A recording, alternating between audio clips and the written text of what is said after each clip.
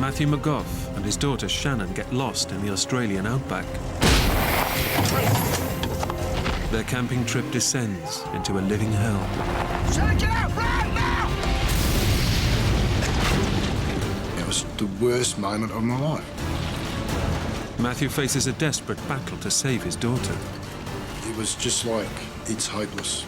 We weren't going to make it. In one of the most hostile places on Earth, We played together, laughed together, cried together, and now we're going to die together.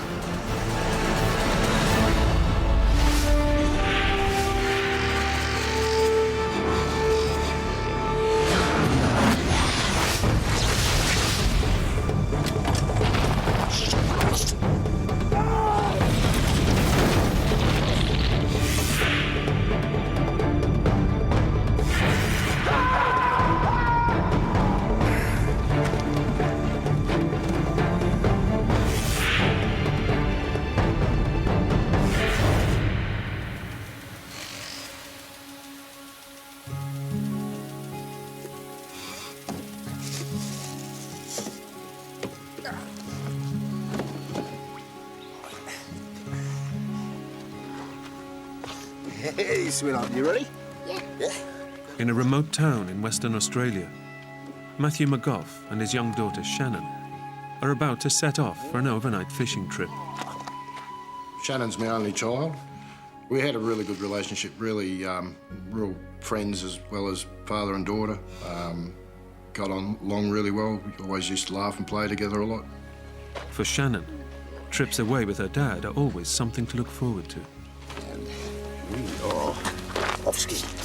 Me and my dad were pretty close. We used to go away on weekends a lot. Mum, we're going! We'd go fishing, bushwalking, go camping and stuff, because that was the kind of thing he liked to do. Just a kiss. Okay, okay. Be safe. Matthew is recently separated from his wife, Irene.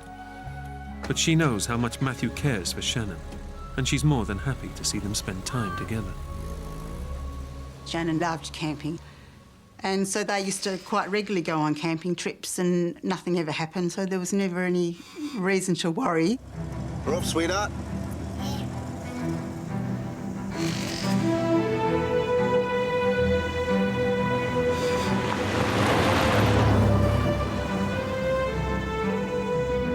They live in a small town on the edge of Australia's Great Victoria Desert,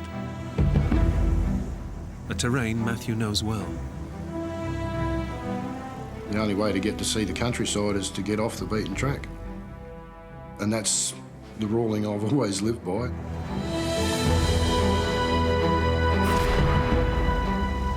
there! What? Oh, wow.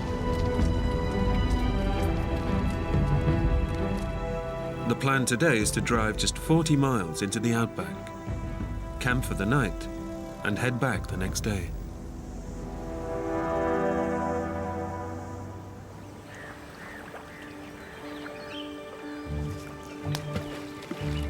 I got further than you. No, you didn't. Yes, No, you didn't. Matthew wants to make this trip an extra special one, as he's about to move 1,500 miles away. And this may be their last weekend together for some time. So he takes Shannon to his favourite rock pool. It was our last trip. We were going to see each other for a while, so that's made it a bit more special. Well, it's just a case of spend some time with Shannon for the last week or so before I took off. Have you caught anything, Dad? Nothing yet, sweetheart. Maybe later, eh?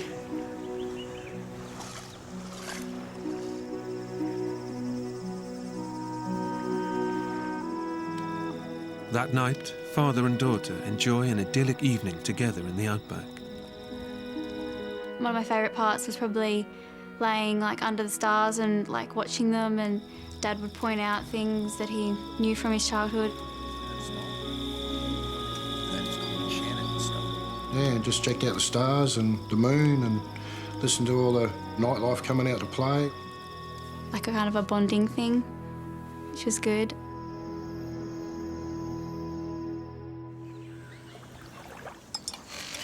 Right, let's go, sweetheart. The next morning, They're due to head back home. It's been a great trip, but one thing is missing. They haven't caught any fish. Shannon sort of looked up underneath the hair and you could see she was a little bit disappointed. So before returning Shannon home, Matthew decides to take a detour to try and catch her some fish. Listen, sweetheart, I've got an idea. Jump in. I sort of had a bit of an idea where there was another dam, a fair way away, but yeah, had a general idea about where to go. Getting to the fishing spot means heading a further 50 miles away from civilization, far deeper into the outback.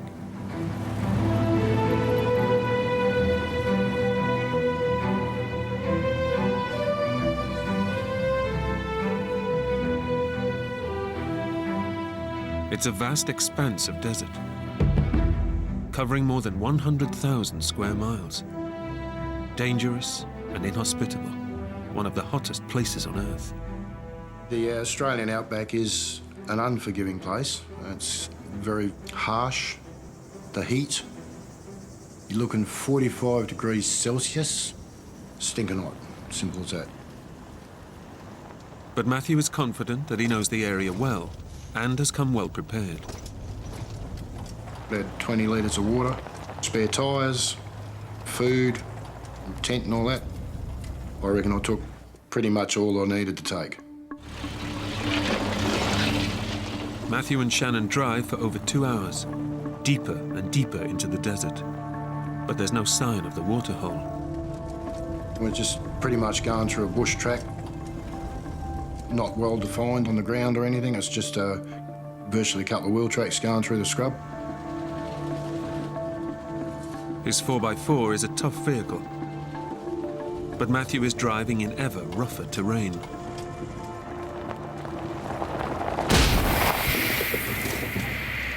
You're kidding me. You stay here, it's all right.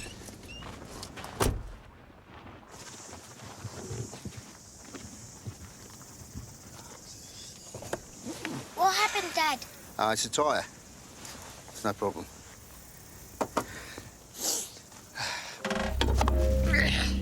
Matthew has come well prepared and has 3 spare tyres on board.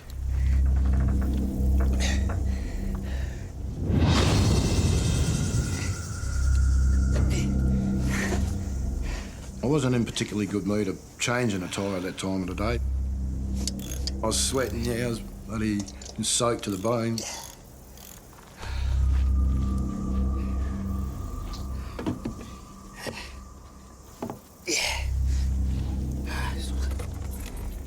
It's all right, it's all done.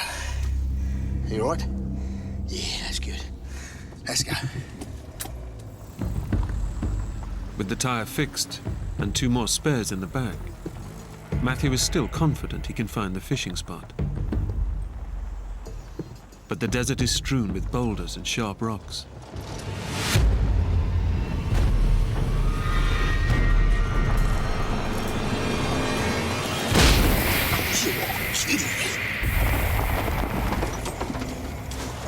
What was that, Dad?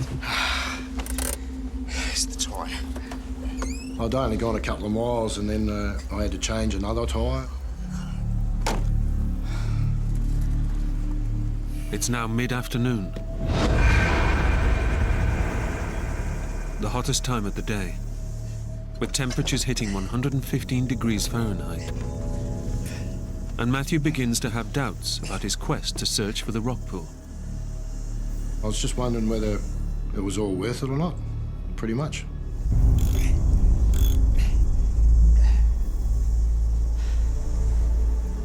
But still eager to live up to the promise he made to Shannon, Matthew decides to press on.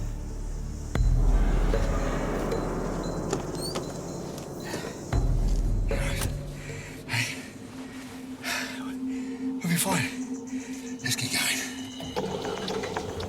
By my calculations, we're about halfway from where we'd come from to where we were going. And what's the point of turning around? Might as well continue on.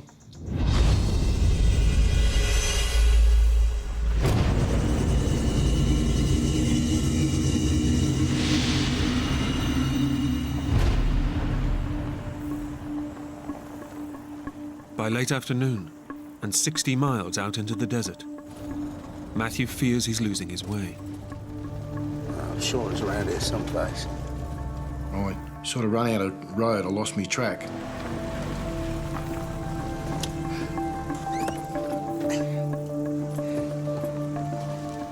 I was sort of a little bit worried that we hadn't got to where we were going. I could actually tell that Dad was worried. I knew something serious was going on.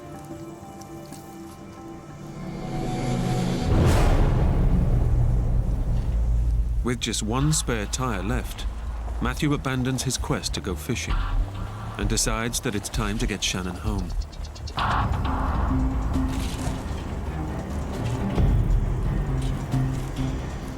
I had one more spare tyre, but the way I was going through the tyres, I didn't think I had enough. Dad. Are we gonna be all right? Daddy again, home.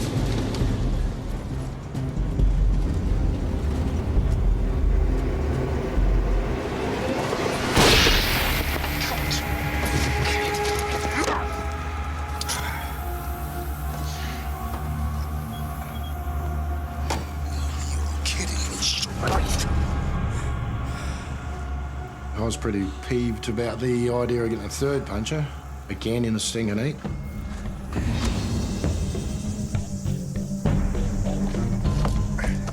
Matthew knows that the 4x4 is their only way out. But with no more spares, another puncture could be fatal. With hundreds of miles of scorching desert all around, there's no way they could ever walk out of here alive.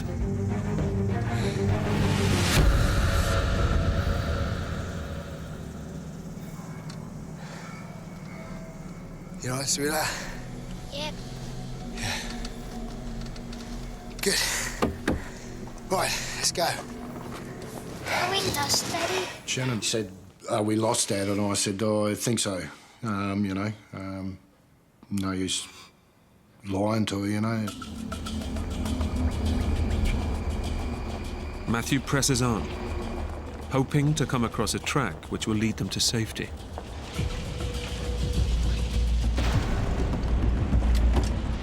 But just when he thinks he's making progress,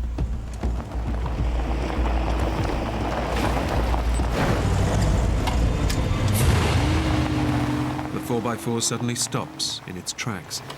Oh, you gotta be kidding me. What happened, Dad?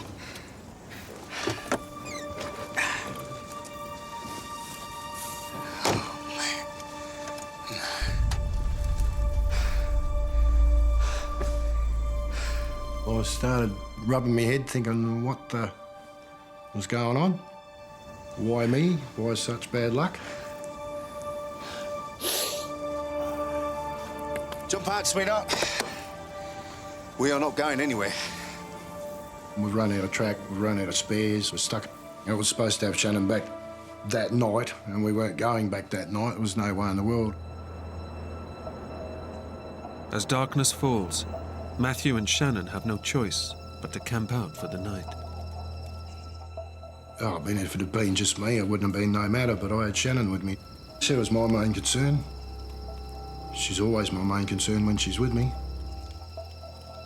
And in the remote outback, he's unable to call his ex-wife. If I could have phoned home, I would have, but yeah, no reception. Absolutely no signal whatsoever.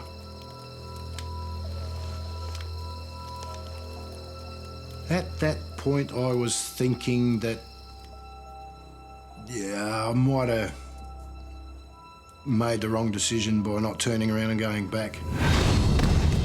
Okay, fine. Let's get going. I was calling myself the biggest idiot under the sun.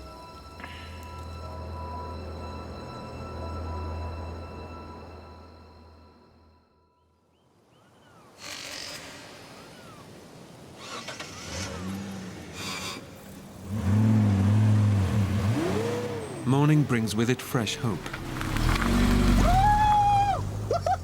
The cold of the night has hardened the ground enough for Matthew to free the 4x4. We did it, sweetheart. Well done. Well done. That's it. We were feeling really good. It was great to get out. No worries at all. pretty happy that we're going to get underway again. Woo! We are going home. Yeah. Woo!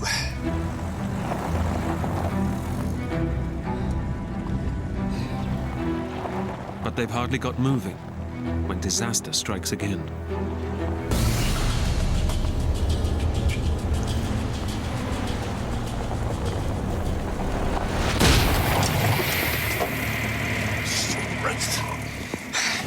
Mayday, sweetheart.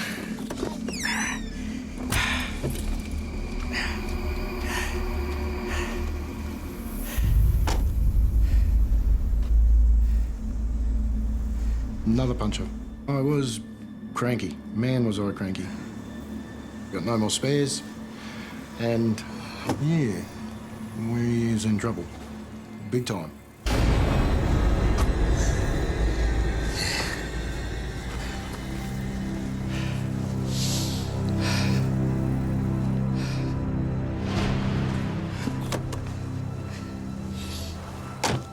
What happened, Dad? That's all right, sweetheart. I've got a plan. Matthew knows that driving with only one flat tire at the rear will put massive strain on the car's axle. So he does what he has to keep it moving. He lets down one of his inflated, good tires. He also tries to hide from Shannon the seriousness of their predicament. You all right, Dad? We're home soon, sweetheart. Home soon. So I ended up having 2 tight tyres on the front and 2 flat tyres on the back. Okay.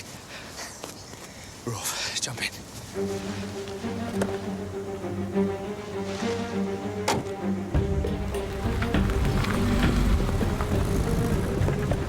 They crawl along at only 5 miles an hour, completely lost in the vast, burning desert. I was in 4-wheel drive and I was just pushing along. Straightened the steering wheel up and just kept going. We'll be fine. Yeah. But running the car on 2 flat tires in this scorching heat is putting enormous strain on the engine.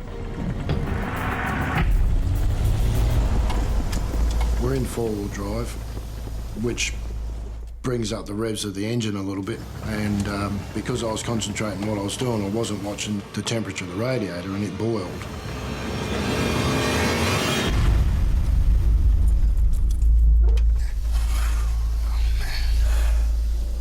Matthew now faces a huge dilemma. Their car is their only means of escape, but will go no further without water. We had to put some water in the radiator, otherwise I would have cooked the motor. But he has only 20 litres left, and in the raging heat of the Outback, water is the key to survival. It's a huge risk, but Matthew is determined to get Shannon out of the desert and home safely.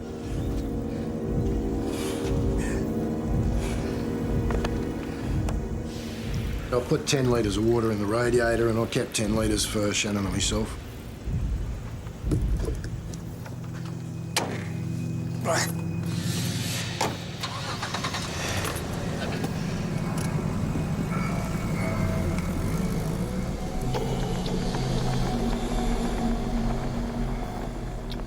Matthew struggles on, but the strain on the engine is massive, and it soon needs even more of his dwindling water supply.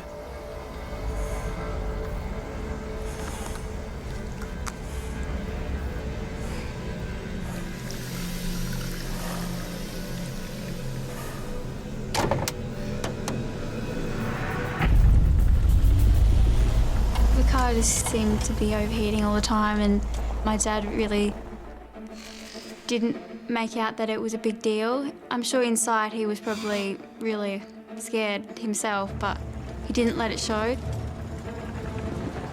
By midday, the desert temperature hits 115 degrees.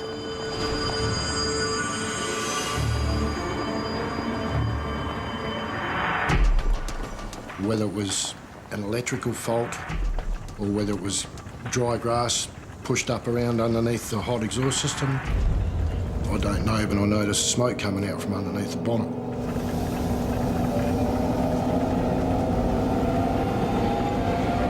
Shannon! Shannon, get out! Run now! Keep running back! He has just seconds to grab whatever possessions he can Stay back, buddy! before the car explodes into flames.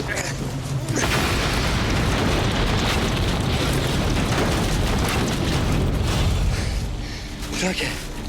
It's okay. It's okay. They can do nothing as they watch the car burn. Their only means of escape is destroyed. And we just sat there and watched it burn, and I was giving her a cuddle and trying to reassure her that we'd be right. Yeah, she was scared. She was very scared, yeah.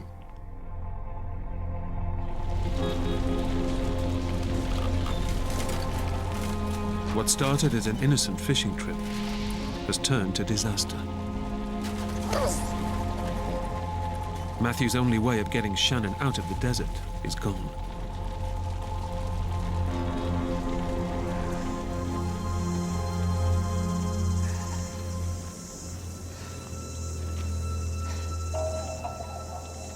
He just looked really worried, and I don't know, there was just a vibe about him. He wasn't his normal happy self, so I could tell something was wrong. What's wrong, Daddy? I told her there and then that we were lost. Good time, big time. That I'd do everything that I could to get us out of the mess. I'm gonna get you home, okay? I promise.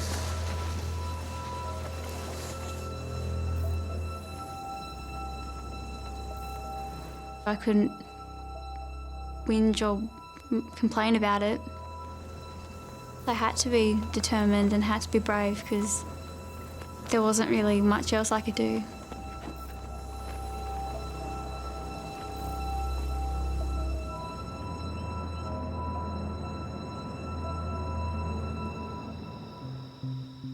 It's been 36 hours since Shannon was due home. Her mum Irene has called the police, and they've launched a search. Hello? Nothing at all? But there's still no sign of Shannon and her dad. All right. All right, just let me know, all right? It was just really, really scary. I couldn't sleep. I was just worrying where they are, and there's nothing you can do. You want to do something, but you can't.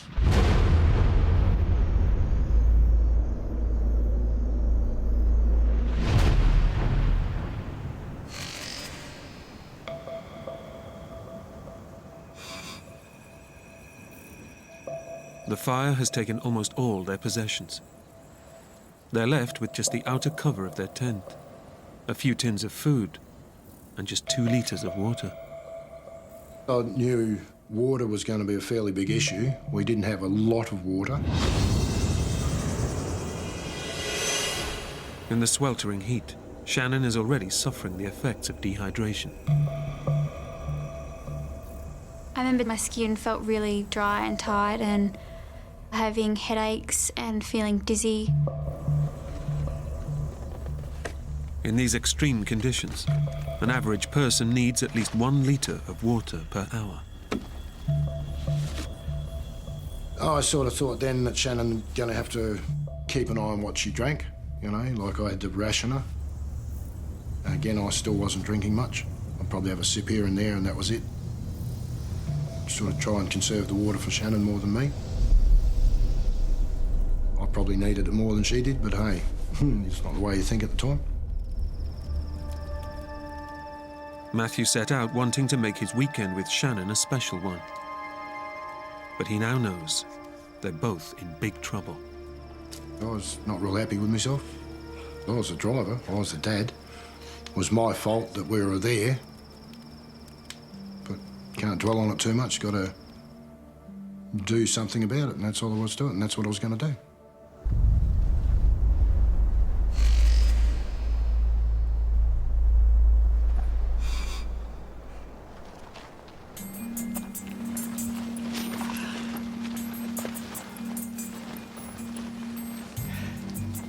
It's been 2 days since the car caught fire, and Matthew is determined to get Shannon to safety.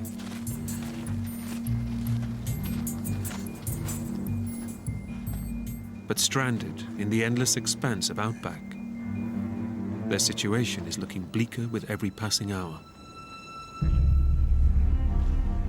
Then, on the horizon, Matthew spots something. It's an old radio tower, a possible lifeline. And I thought maybe I could get up there and get some mobile phone reception, you know, get up high, get a signal.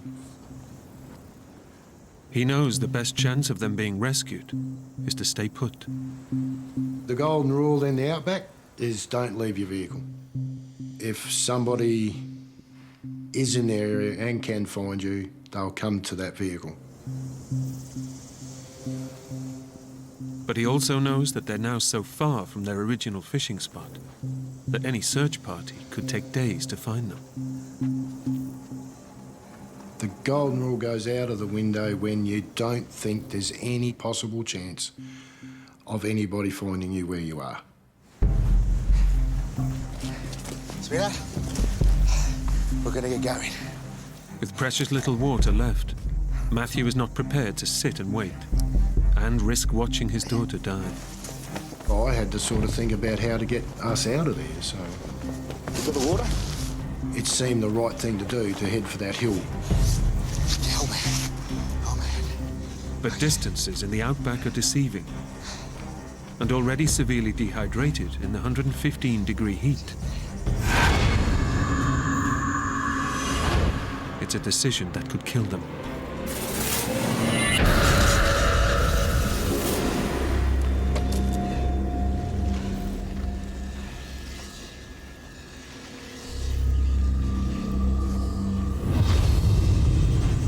The hill didn't seem that far away, but because it was so hot, we had to stop heaps and heaps of times.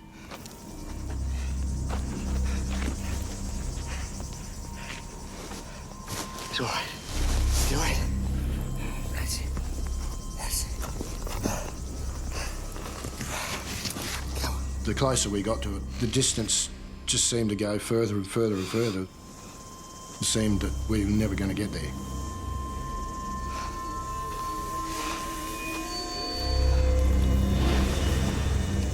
A lot of sweating, a lot of reassuring Shannon we'd be right. So, it's pretty harsh. It takes 4 excruciating hours for Matthew and Shannon to finally make it to the tower.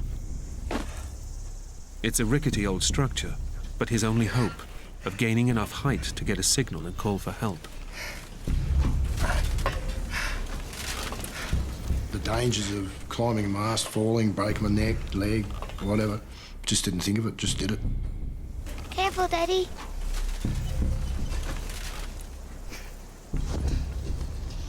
I had to get the highest point that I could to see if I could get signal from a mobile phone.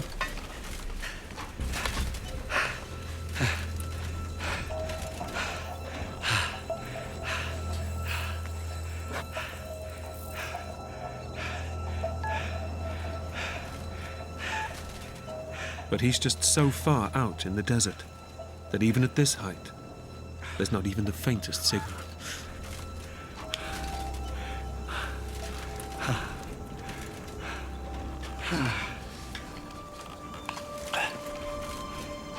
So I stuck it back in my pocket and climbed back down the mast.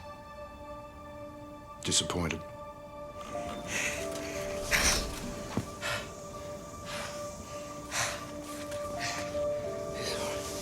It's okay.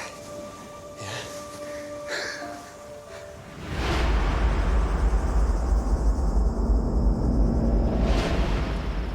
It's their 5th night out in the wilderness, and they now face yet another challenge.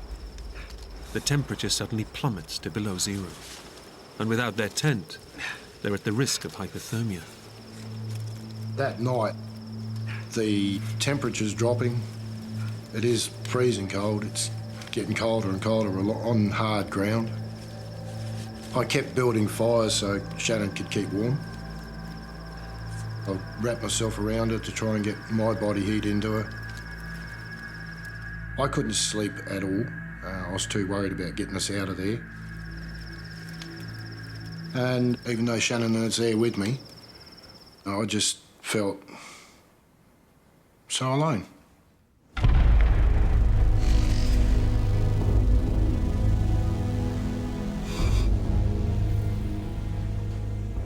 Matthew and Shannon have been living on scraps of food and sips of water for nearly 3 days. We're virtually down to no water, and I think we're on our last can of food. Out of options, they can only sit and pray for rescue.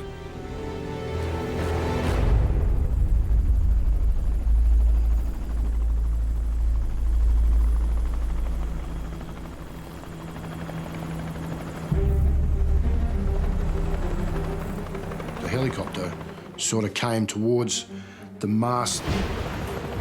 Sweetheart! Sweetheart! There's a helicopter! Over here! Help! Hello! A search helicopter flies by almost directly overhead. Over here!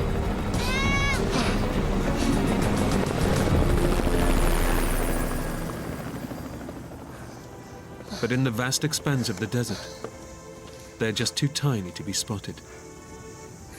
I just felt devastated. I was just, felt lousy. Absolutely lousy. Just couldn't believe they didn't see us.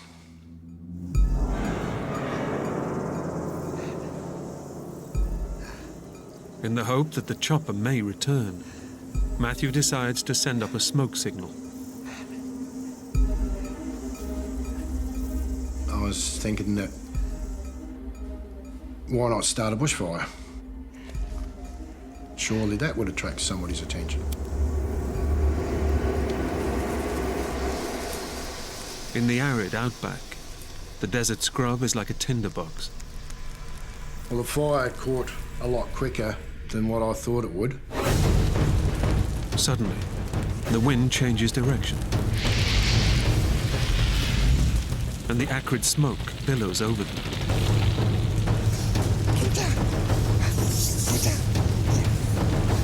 Wrapped my arm around her and pulled her head in towards my chest because the smoke was so thick, we were choking on it.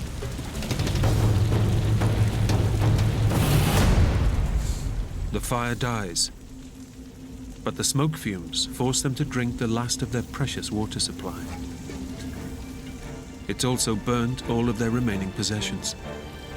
They're now left completely exposed to the ravages of the Australian outback.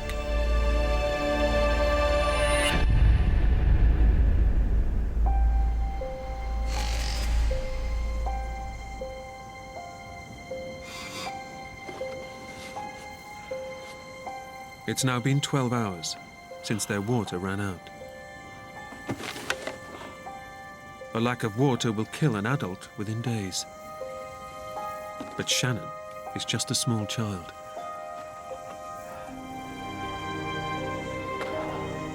It just seemed like we weren't going to make it. Not one thing that I was trying to do to save us or to get us rescued or to attract attention was working. Careful, Daddy. Over here!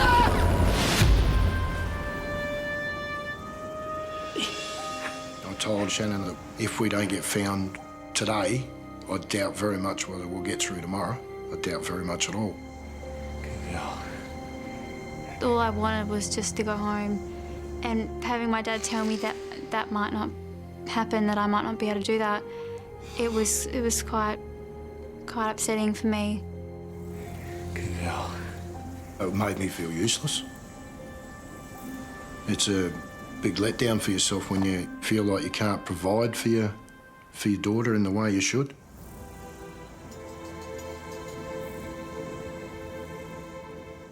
Matthew decides that their only hope of being spotted is to strike out in the direction from which the helicopter came.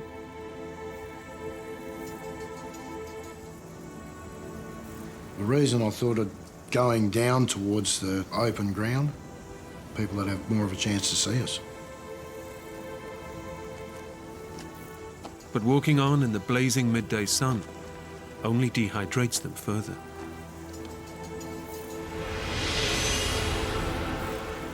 The heat, flies, mosquitoes at night, dust.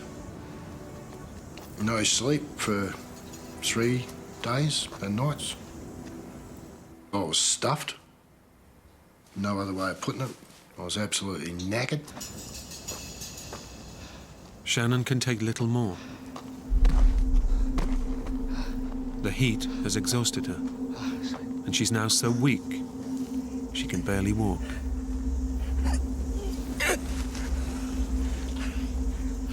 I wished that I had the energy to be able to pick her up and carry her, but I didn't have that.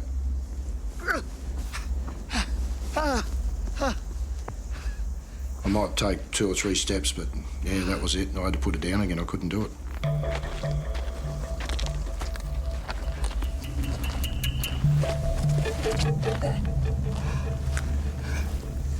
That's probably a very, very hard thing for a dad to, or for any person, I'd say, to be able to understand that you can't pick your own girl up, you can't pick your own child up and carry her. You just don't have the energy to do it, and that's a pretty hard thing to come by, to understand. Very hard.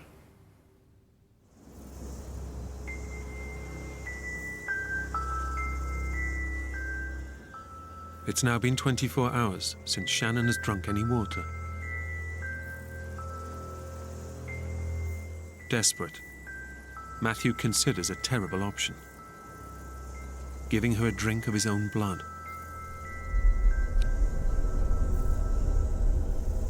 That idea came from watching documentaries on telly. I know there's some African tribe over there that can cut the vein on a cow and drink the blood from it.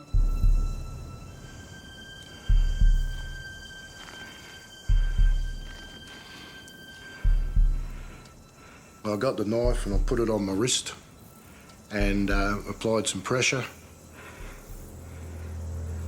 But it didn't happen, and I realised that my knife was just way too blunt. What are you doing, Daddy? Oh, nothing, sweetheart.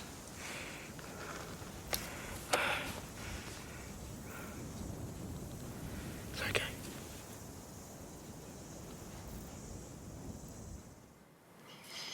It was sort of a last resort, really, you know?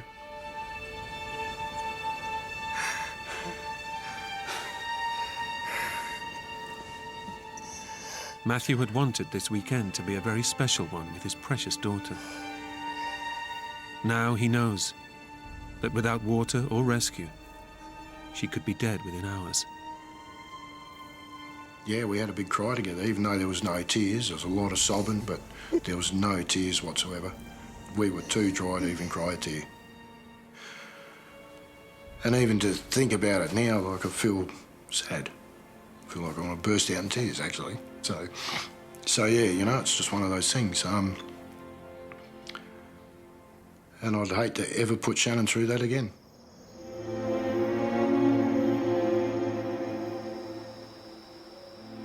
Back at her home, Shannon's mum is running out of hope that her daughter will be found alive.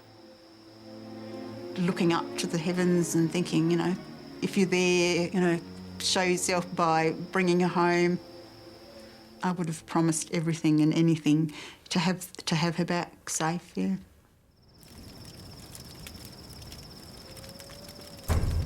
Their plight is hopeless, but Matthew won't give in till he's done everything he can to save Shannon.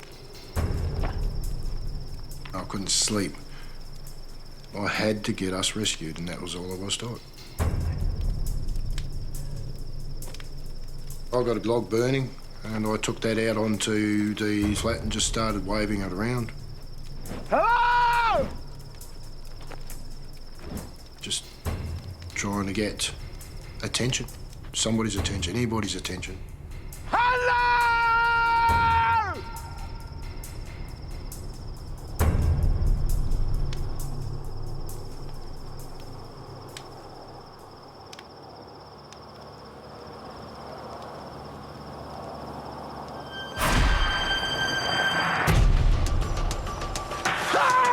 from out of nowhere, this bloody set of headlights are heading straight towards us.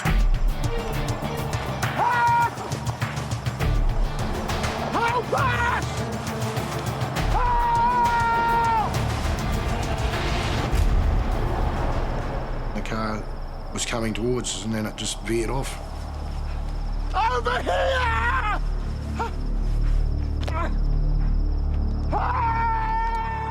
The driver of the vehicle doesn't see him, and their chance of rescue disappears into the night. The feeling of elation just got shot down in flames. To see those taillights disappearing into the distance was just the worst moment of my life. With the chance of rescue gone, Matthew is convinced that he and Shannon will not survive the night. We'd played together, laughed together, cried together, and now we're going to die together.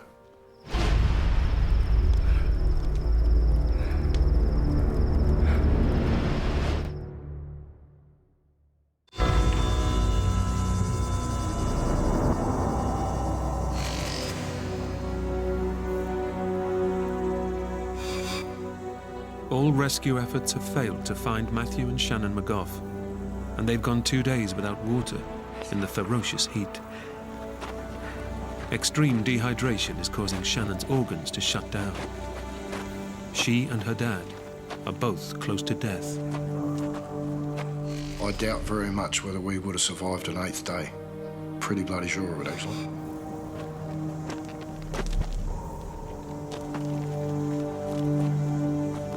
Then, just when all hope is lost,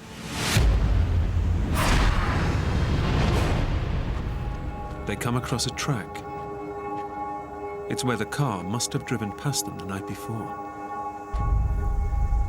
I was not going to leave the track. We're following it in the hope that this vehicle would come back or another vehicle had come through.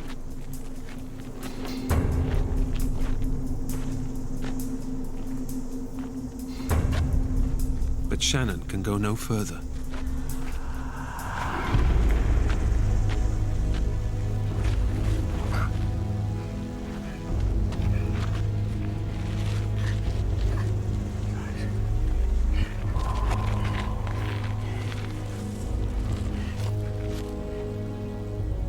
Shannon wasn't saying much at all. Yeah, very, very quiet. I'd speak to her and she'd just shake her head or nod her head up and down, but she wouldn't speak, so disheartening. Exposed to the scorching desert sun, Matthew needs to protect his dying child from the unbearable heat. It was boiling. The heat had risen big time. It was hotter than the last few days. And I knew that I needed to get Shannon into the shade. So I dug a hole in the ground so that I could put Shannon in it and then cover her back over. And that would keep her a bit cooler than sitting out in the open. But in this remote part of the Outback, there's no guarantee they'll see another car for days, even weeks.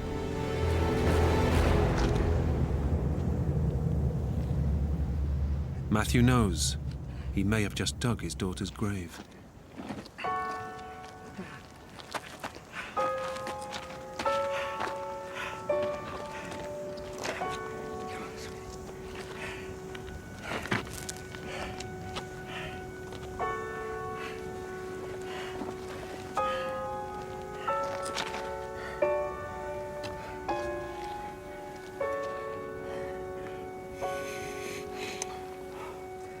I was extremely sad because I'd brought my daughter out into this wilderness and that I'd put her life in danger.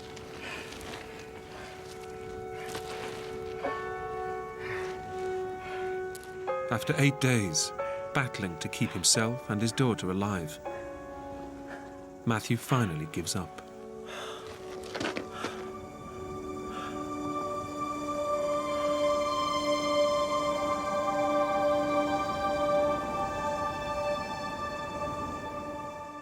It was just like it's hopeless. There's nobody here, nobody can see us, nobody will see us. We were going to actually die of thirst, a slow, agonising death.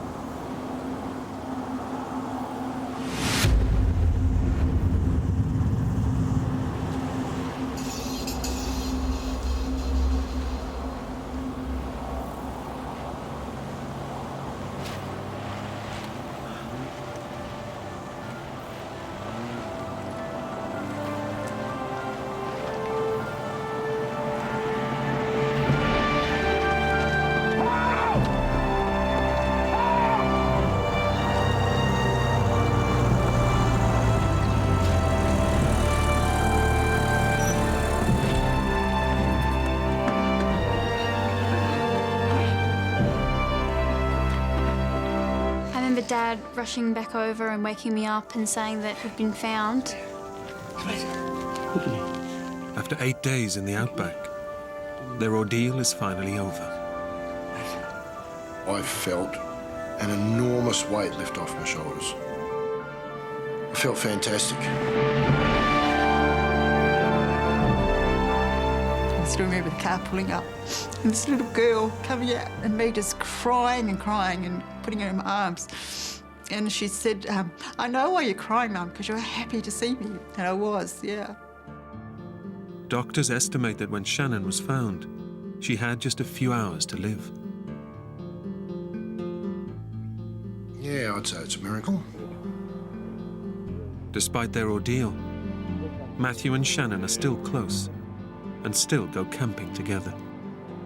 Dad probably takes more supplies now and we don't go as far, but it doesn't really change the fact that we still go camping. I think there was a stronger bond as a result, although the next time we went camping, I wanted to go down this track and she said, don't you dare, Dad, you stick to this one. So, you know.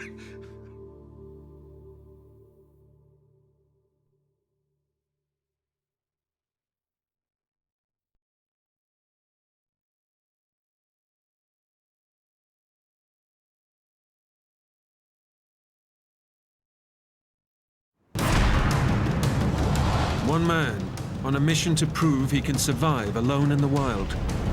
Woo! Caught in a vicious snowstorm, a fateful slip sends him plunging off a cliff. I don't know how far I fell. It had to be 30, 40 feet. You have no control. You just hope you land and survive. Trapped on a ledge with sheer cliffs above and below. I'm here! No one even knows he's missing. I thought, I can't stay here. I'll just dwindle and die. I didn't think I was gonna make it.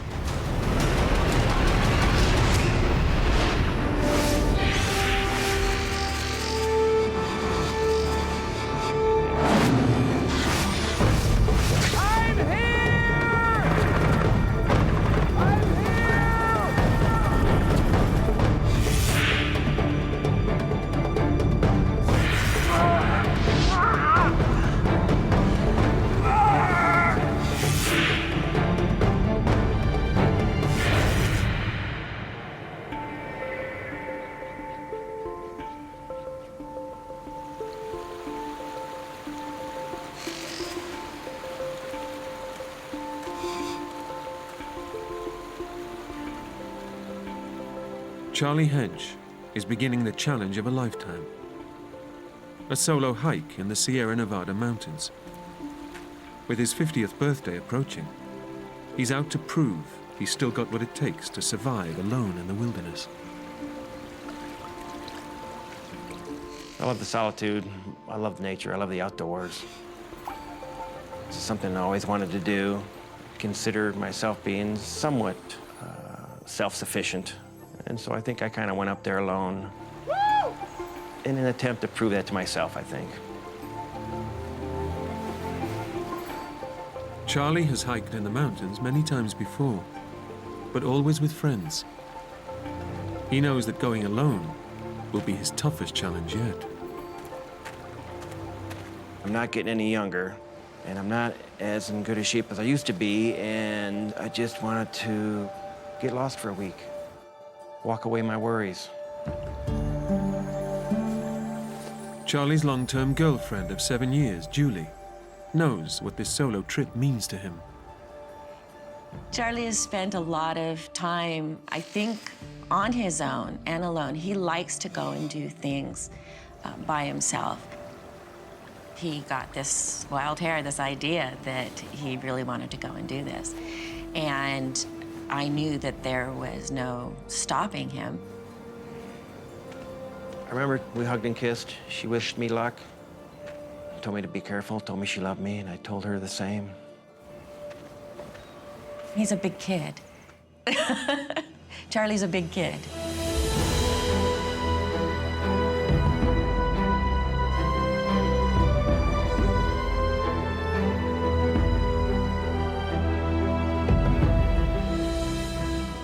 Charlie has planned a challenging route, a 30-mile circuit which he hopes to complete in just 5 days.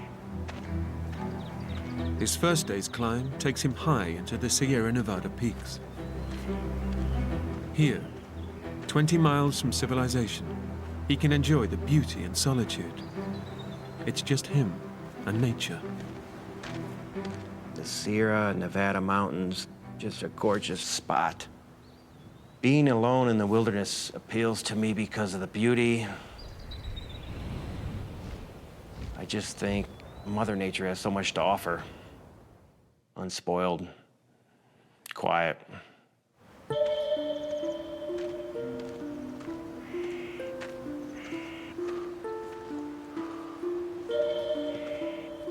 As far as me going solo, Julie certainly had her concerns.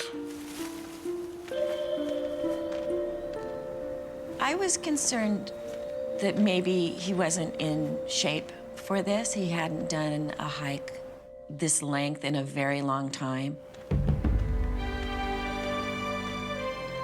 But Charlie makes good progress up the mountain.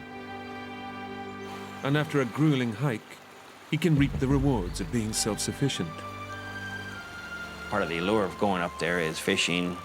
You get high enough in the mountains and there's golden trout. Catching some fish and eating them that night, nothing beats fresh fish. I felt real good that first day.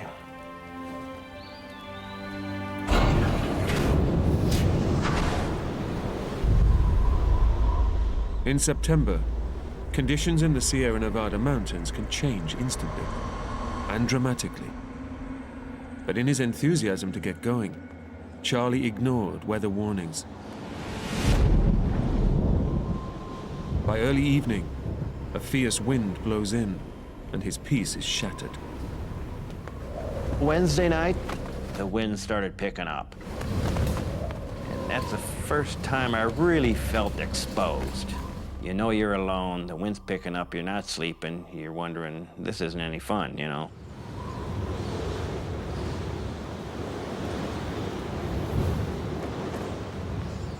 I really became concerned for the first time Thursday when it really started to snow and the wind was just howling.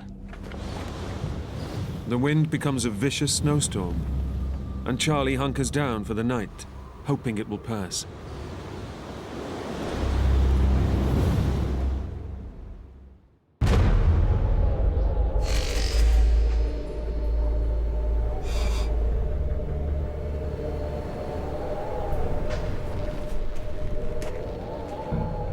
When I woke up, pretty much snow everywhere. Woo! I got up and literally I was half buried in snow. But the weather was kind of breaking. Although the skies are clearing, the new snow has transformed the landscape.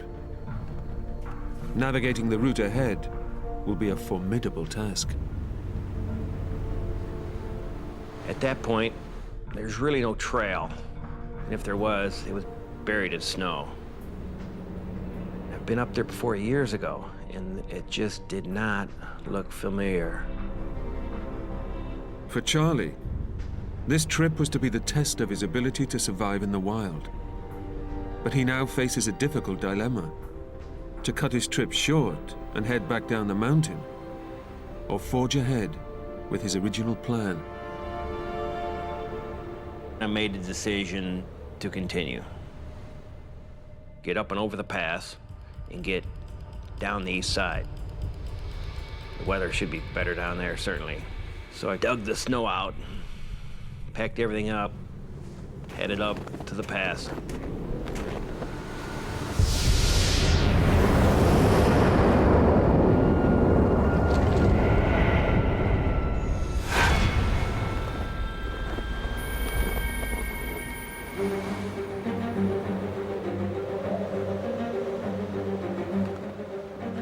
Charlie struggles on for 2 hours, but hiking blind across the snowdrifts, he's way out of his depth. It was just very tough. I realized that I might have made a mistake proceeding.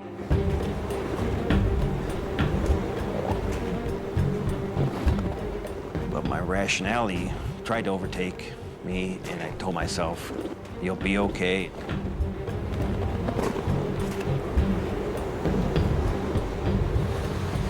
Having committed himself to going forward, Charlie continues on over the hazardous pass. But here, the terrain is perilous, and now the weather takes another dramatic turn for the worse. It really started to snow, and the wind was just howling. It was just blowing in my face.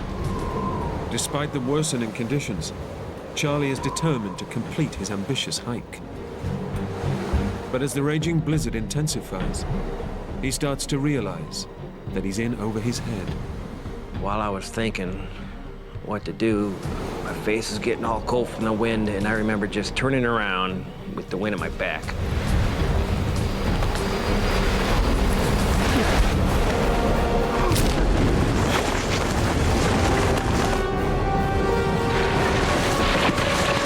I don't remember tripping.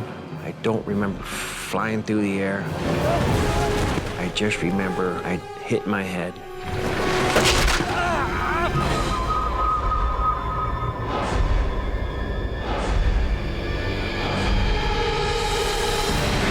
I don't know how far I fell, but it had to be 30, 40 feet at a time.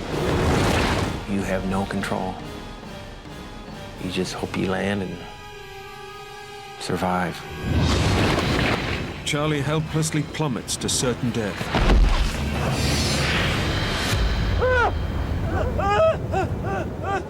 But a rock ledge, jutting out of the cliff face, breaks his fall and saves his life.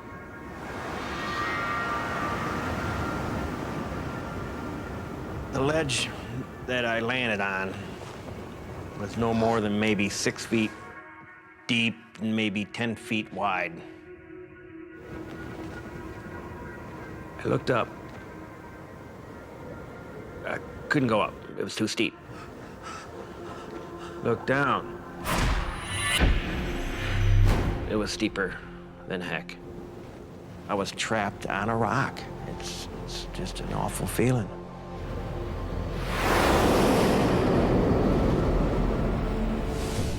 Teetering on the edge of a 500-foot drop, Charlie must literally cling on for his life. But the fall has shattered his right wrist and badly damaged his spine, and the blow to his head has left him with severe concussion. Blasted by the freezing wind, his survival instincts kick in. Soon after, I was just overcome with the pain of my injuries. My whole right arm was just numb from pain. It immediately swelled up. And the right side of my head hurt like mad. I knew that the only way I had a chance to survive, Charlie, is to get warm. So I wanted to get that tent up and get inside my bag and try and warm myself.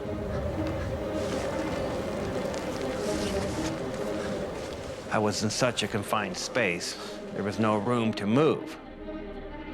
The ground was hard. I couldn't stake it into place and pull it tight like you would normally do.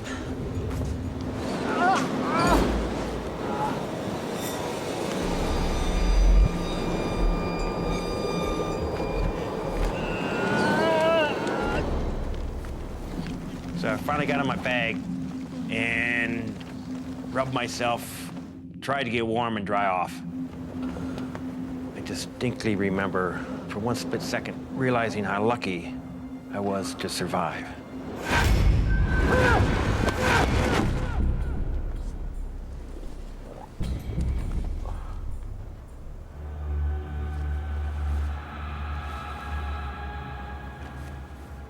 I kind of got warm. I kind of gained my senses a little bit. And I thought, well, I got a cell phone, I could try that.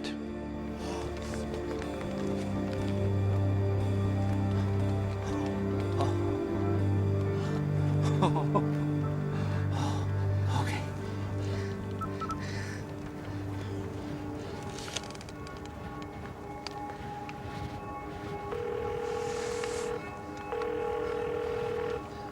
Hello.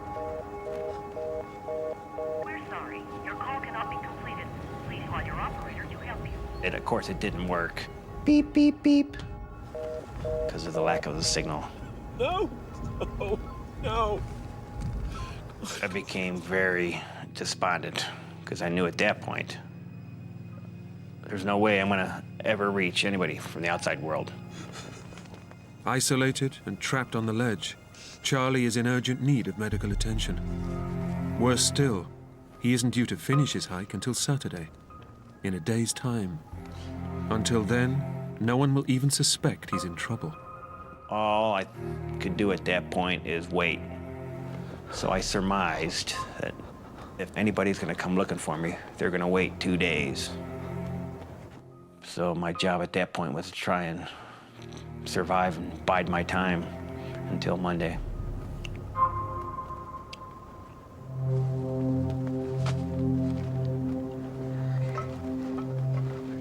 But Charlie's food supplies are running dangerously low. He only has a handful of snacks left. I knew I had to kind of ration what little food I had left, which is mainly trail mix and granola bars.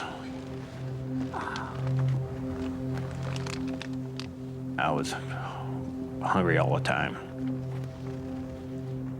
Once his food supplies run out, Charlie knows he won't be able to last very long without help.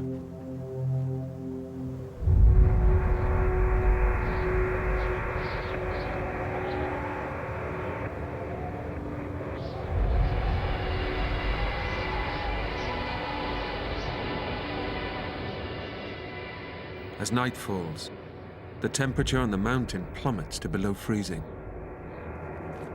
Physically and mentally drained, Charlie desperately needs rest. But pained by his injuries and balanced precariously on the tiny ledge, he's too terrified to sleep. I quickly became aware of how uncomfortable this ledge was.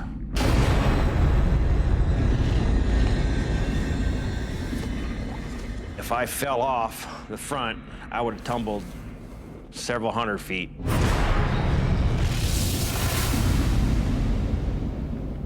I just could not sleep. I don't think I slept the whole time. Most of all, I was scared.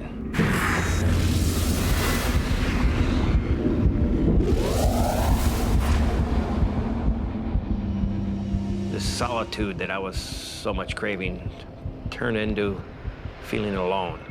There's a big difference between those two. So I became very frustrated, very kind of angry at myself. And most of all, I was kind of scared about where I was and how in the heck am I ever gonna get out of here.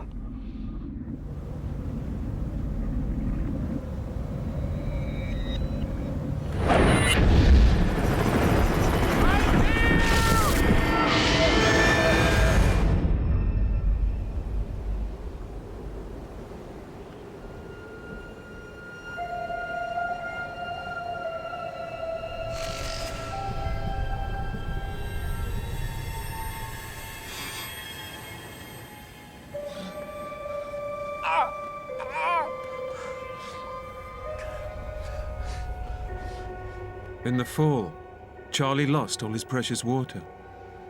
Without anything to drink, his condition will rapidly deteriorate.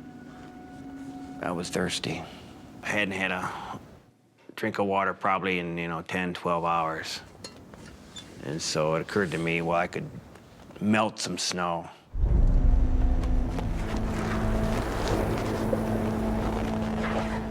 Charlie is surrounded by snow, but he must melt a huge amount to get just a tiny drink to quench his thirst. And it means he has to venture out onto the icy ledge and risk plunging to his death on the rocks 500 feet below.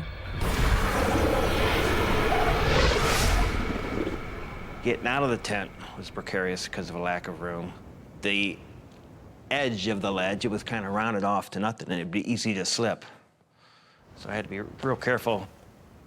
I had to fill up my pot of snow first, then bring it in, and then start boiling.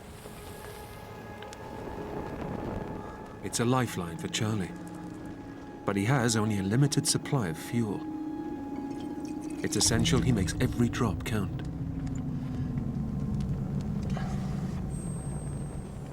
And you boil a pot full of snow, you only get about this much of water. It was quite the effort to melt snow just because of my hand, and I didn't have much fuel. Once I did melt snow, that little bit of water sure tastes good. Charlie's meager water supply is enough to sustain him for now. But he will have to keep melting vast amounts of snow to stay alive. Back home, his girlfriend Julie is wondering if he has successfully completed his solo hike. Charlie was due to come out on Saturday. I was looking forward to seeing that, hearing from him and seeing that he'd made it out. But there's no sign of him at the agreed rendezvous point. I suspected that he was just delayed because of the weather and that he would be out soon. We didn't think it would be unreasonable to wait one more day. You know, maybe he needed an extra day to get through.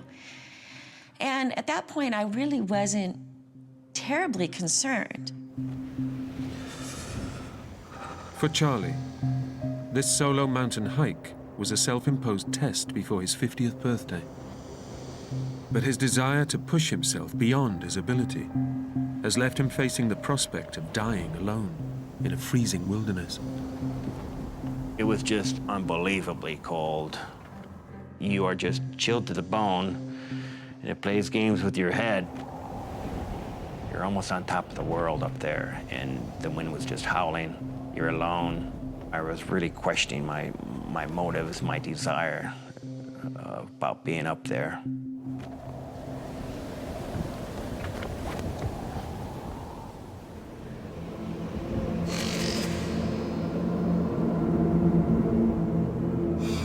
Charlie survives a second torturous night without sleep. But after 48 hours trapped and critically injured, he's desperately weak and is starting to suffer the effects of dehydration. You stop urinating, your mouth becomes dry. I knew I had to melt snow in the morning and melt snow in the evening, but I only could do it at those times because I only had limited fuel. In the freezing cold, lighting the stove is already an awkward process. But with Charlie's shattered wrist and suffering a concussion from the blow to his head, it's become a potentially lethal mission. In trying to light the stove, I spilled a little bit of gas, and so I mopped it up with my bandana.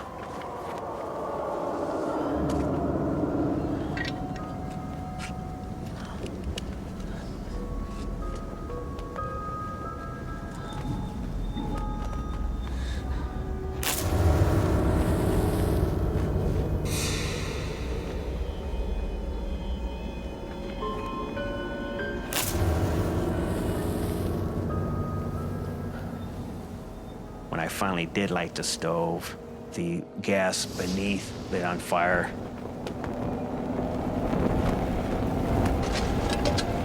So I grabbed my bandana, which was already wet with gas, in an attempt to put it out.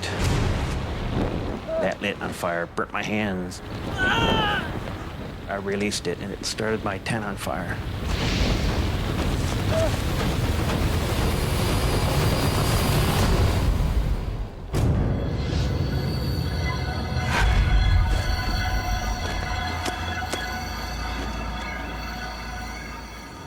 fire has burnt the last of his fuel. His only way to produce water trapped on a tiny ledge, hundreds of feet high on a sheer rock face.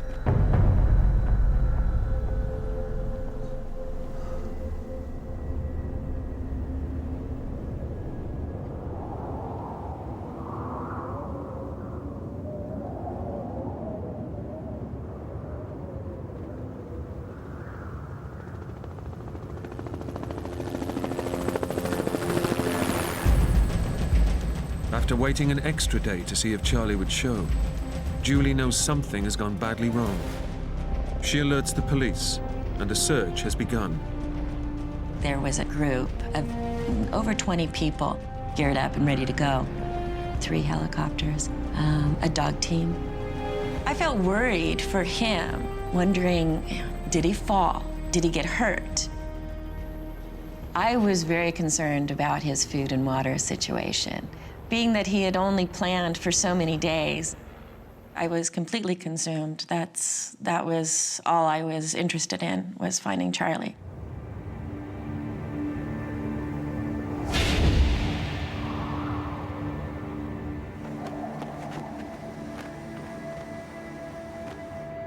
After 48 hours, stranded in sub-zero temperatures, with a broken wrist, damaged spine, and severe concussion, Charlie finally hears a sign that his ordeal could be over. I heard some helicopters. They were quite distant at first.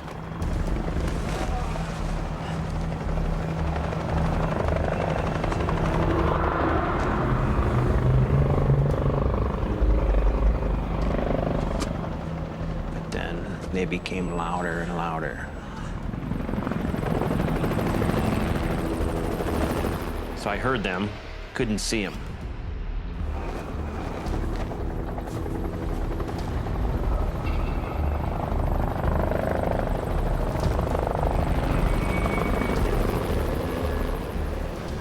And they became louder and louder. I had a sack on the end of my fishing pole, just in case I did see somebody in the air, I could wave to them.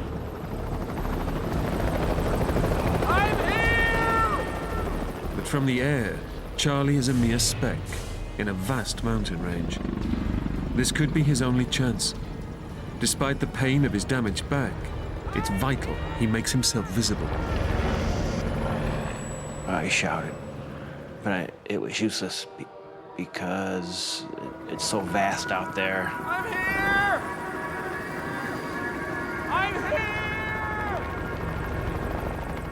The whole time I just sat outside, hoping to spot them or they would spot me. But I did not see any helicopters. I'm here! The sound of rotor blades is tantalizingly close. But hours pass, and Charlie catches no sight of an aerial rescue. I just felt awful. I was on the face of this one steep mountain. They were on the backside. I know I'm not gonna see anybody. So I was really concerned and scared. It's a bitter disappointment. Alone and helpless, Charlie can do no more than hope he survives a third freezing night, trapped on the ledge.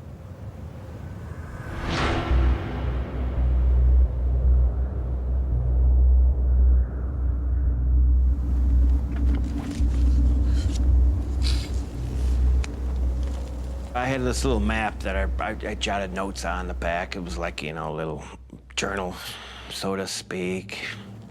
I recall noting that it was probably the worst day of my life.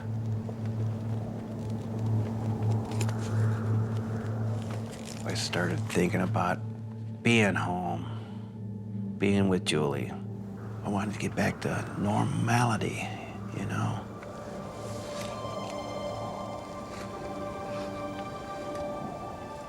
My focus was wondering what he was going through and how he was feeling.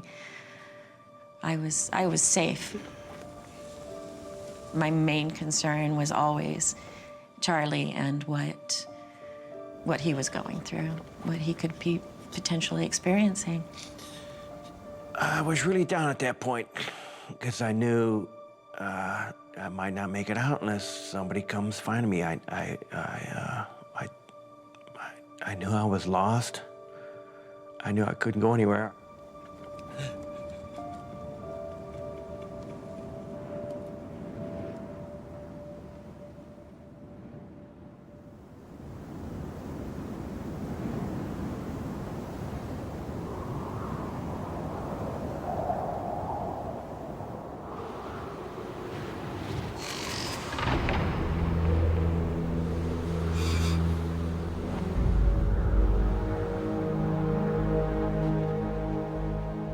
Charlie Hedge has been trapped on a rock ledge for 3 days. With severe concussion, an injured spine and shattered wrist, he's in urgent need of medical attention. But search helicopters have failed to spot him. Dehydration is seriously weakening him, and his food supply has all but run out. I was very hungry. I lost all my food Tuesday morning. I didn't know what I was gonna do for food. There was no nuts, no leaves. There was nothing around. There's rock and snow.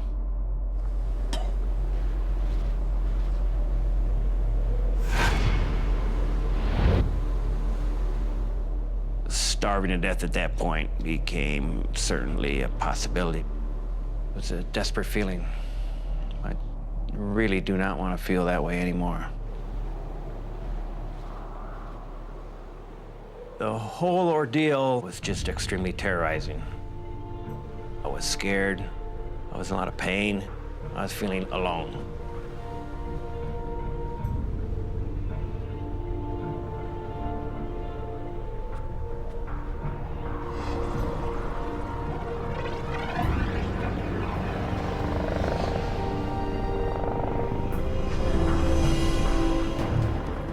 But the silence on the ledge is broken once more. It's a glimmer of hope.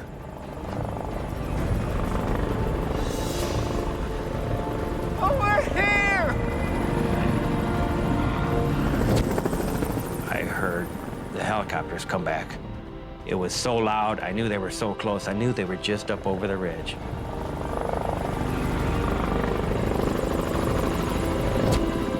And then I even saw one briefly coming in sight out of the ridge line. Here! Over here!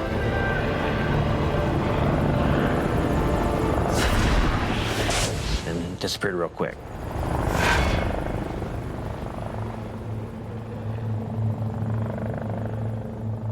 A second attempt to find Charlie has ended in failure.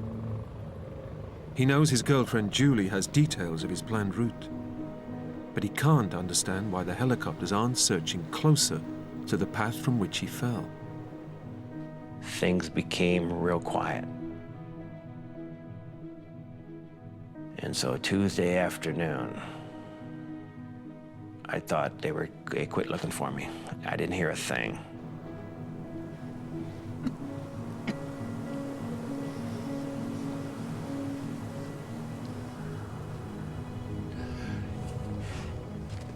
The helicopters fly on without spotting Charlie. He turns again to writing his journal on the back of his map.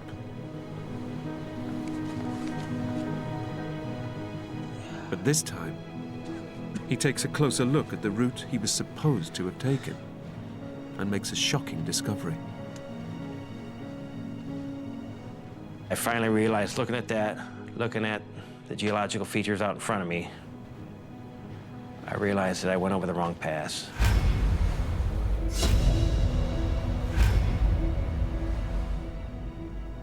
I was not facing east on Italy Pass. I was facing north. So I was on the wrong pass. It's a devastating blow. Charlie knows the helicopters are looking for him in a different valley. All hope of rescue is gone.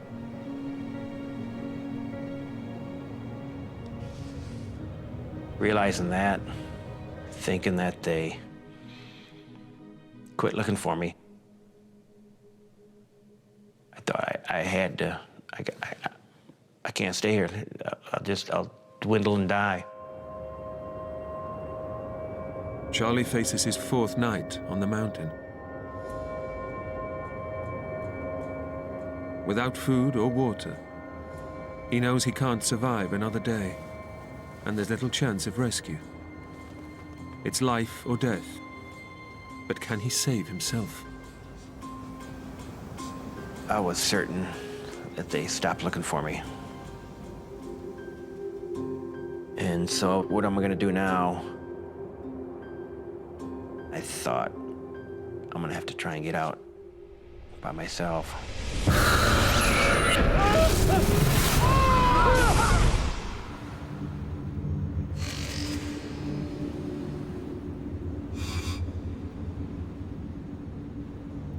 Pinned to an icy ledge, Charlie Hench realizes that rescuers are looking for him in the wrong place and may never find him.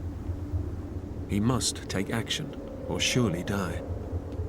His only choice is to attempt to scale the sheer rock face, despite his injuries. I went into panic mode, thinking, if I'm gonna survive this, I gotta try and get out. I knew I couldn't go down. It was out of the question. And I kind of surveyed the landscape above me. And I said, I'll try this way, up and to the left, as I face the mountain. But with a badly damaged spine and broken wrist, every inch Charlie climbs is agony. My hand is broken, so it's most difficult. You're kind of hugging these rocks one-handed. It was just very tough.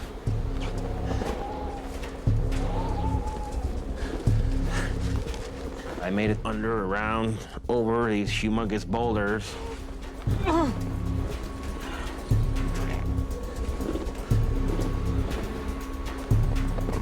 I scrambled over, 3 or 4 rocks. And then just, I couldn't go up anymore.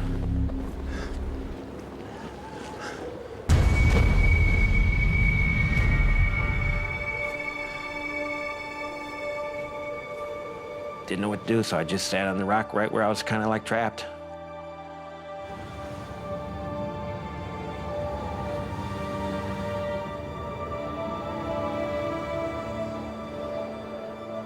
I was trapped on an even smaller rock, and I thought I couldn't go down and couldn't go up. I was literally stuck even in a worse spot.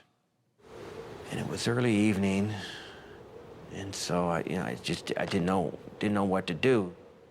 And so I made the decision, well, I'm just gonna stay here. What else can I do? Charlie's shattered wrist and weakness from dehydration make scaling the near vertical cliff face impossible. Away from the shelter of his tent, he is now totally exposed to the icy wind, and the temperature plummets. It was just so uncomfortable. Not only could you not sleep, but you're just uncomfortable in the position you were. And I thought it was, I didn't think I was gonna make it. A, I was so uncomfortable. B, they stopped looking for me. So I just laid awake all night, looked at the moon.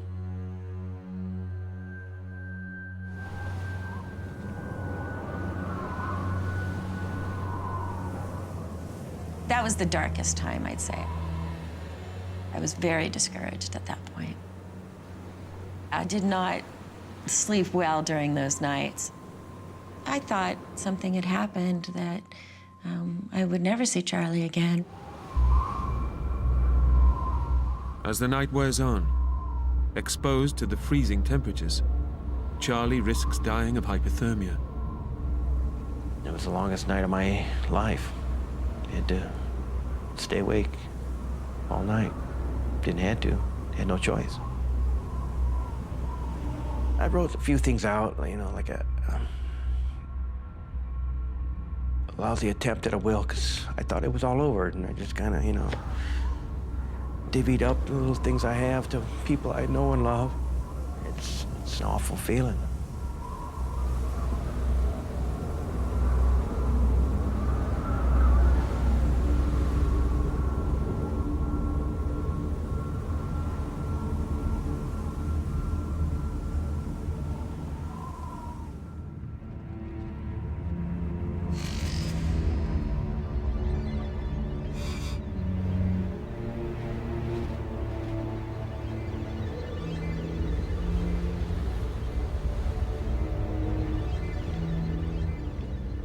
Against the odds, Charlie survives the bitter night. But the ordeal has taken its toll. I was not going to spend any more time on this rock, and so I chose the lesser evils, which was the ledge. And I'm looking forward to climbing back in my bag, and I was gonna write some last words. So I scrambled my way back down. It took me 20 or 30 minutes with one arm and 2 feet and hoping for the best.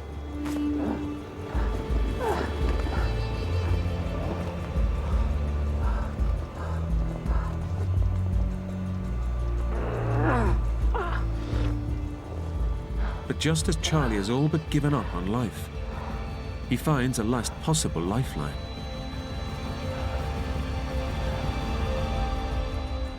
I'm thinking maybe I could start a fire. It never occurred to me to start a friggin' fire.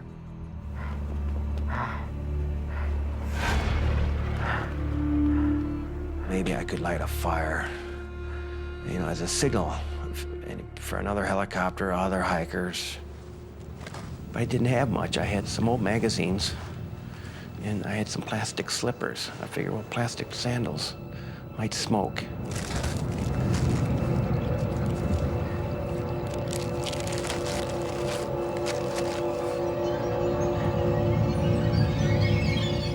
But I had like 3, 4 matches left.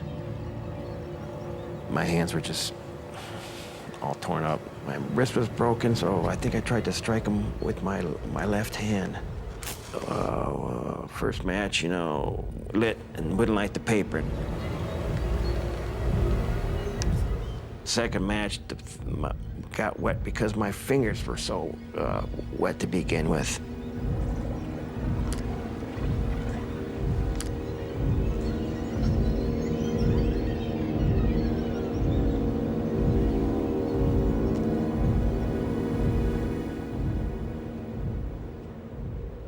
I forget what happened to the third match.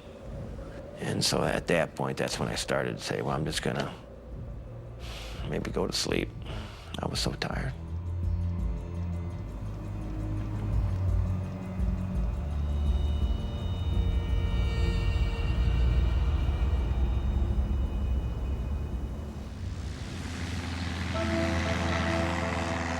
Back home, Charlie's friend, Dave Gra, is growing more concerned about the failure to find his body. As a trained pilot, he decides he needs to get involved in the search and try to save his friend. Tuesday night, I think I woke up several times during the night and couldn't help but think of Charlie and thought that, well, I need to do something. 35 years earlier, Dave's brother got lost in a storm hiking the same trail that Charlie has been following. He has a hunch that the helicopters have been looking in the wrong valley. I was thinking about my brother's accident. If it's snowing or windy or something like that, it can be downright dangerous. It can be fairly easy to get lost. So I had to climb very, very hard and still had to probably circle around a bit to get up over the mountains. Look down and try to scour the rocks for someone that might be stuck there. But this aerial search also ends in failure. I couldn't help but be disappointed that he wasn't there. I wasn't going to find him, and that probably was not good given the weather and the time that had gone by.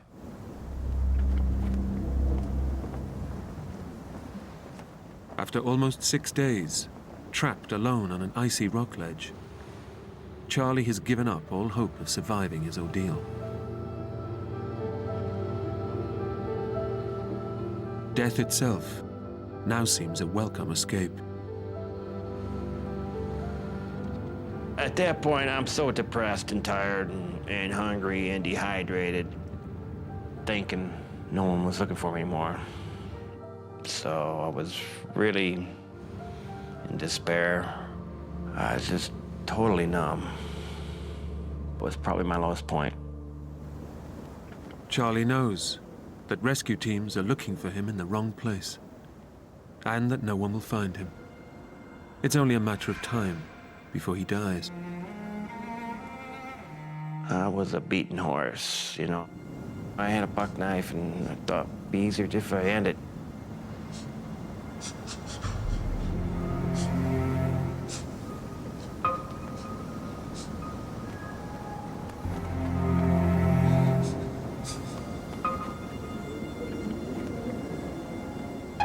I never would have done that. I got too many friends that love me, and I love life too much. That's no way to go for a man like me.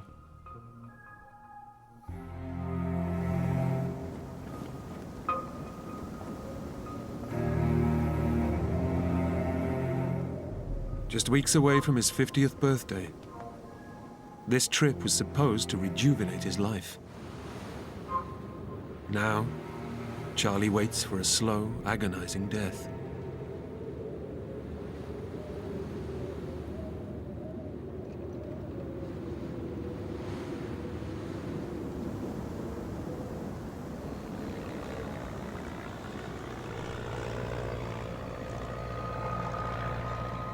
I hear this plane,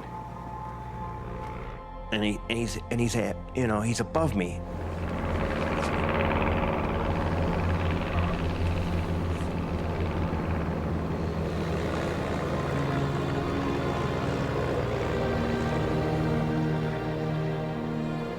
This guy is, you know, almost at my sight.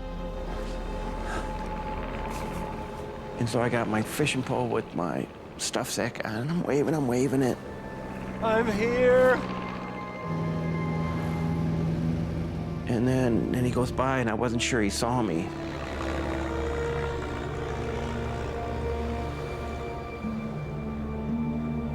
Over here.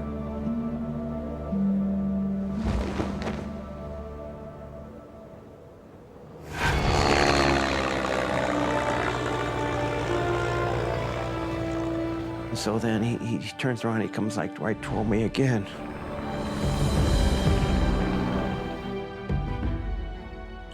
Wave my bag.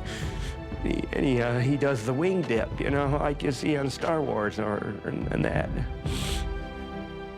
And I just thought that was the best thing that ever happened right there.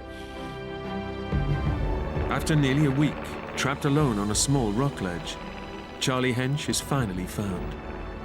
Following a gut instinct, his friend Dave decided to search the far side of the mountain pass, close to where his brother was lost, one last time.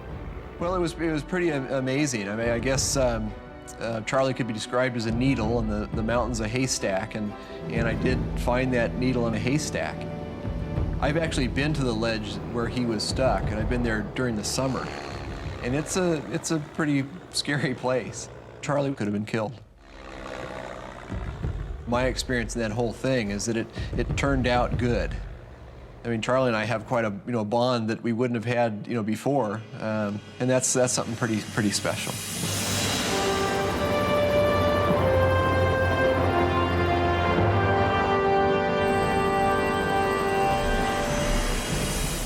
When we got the call that they found Charlie, I mean, it was pure just elation. We both just fell apart, and you could just hear it in his voice that it was pretty traumatic. So I was just very thankful. He's a survivor. That's just, he's a tough guy. Charlie received emergency treatment for his broken wrist, lower spine, and head injuries. And when he returned home, was welcomed like a hero.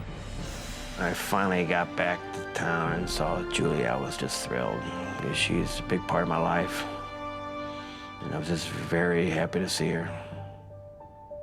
It was just the little things that kept me alive, that I wanted to return to, that I love so much.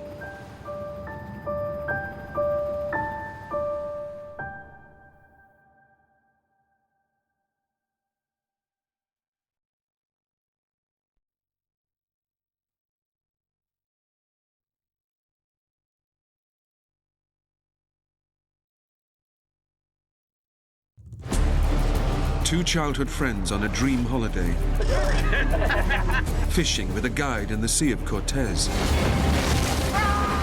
But when their boat crashes on a remote Mexican island, their trip becomes a nightmare ordeal. Oh, God. We're out of food. We're out of water. Now we got nothing. Exposed to the harshest of environments, these self-proclaimed city boys must rely on each other to survive. We could die here. And nobody is ever going to find my bones.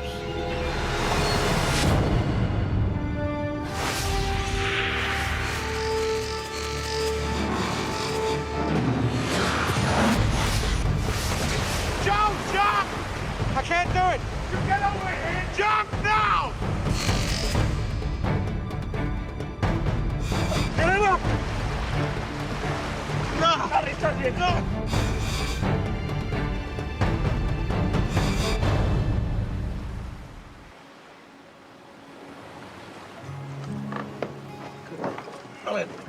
Come on, let's go. Joe Rangel is on a dream fishing cruise in Mexico's Sea of Cortez. I've always been pretty much of a city boy. I like going outdoors. I like going fishing. I love going fishing. And when I started going on these trips, I found my niche. To me, that is the greatest trip in the world, is to go down there for 6 days, get on a boat, and forget everything. Just fish till you drop. To share the experience, he's invited his childhood friend, Lorenzo Madrid, along for the trip. I first met Lorenzo Madrid when we were in junior high school. Hey, Larry. What? Look at that. We were pretty much good time boys. Oh, yeah, she cut your beard. Hey, shut it. He was a good guy to hang around with. Hold on.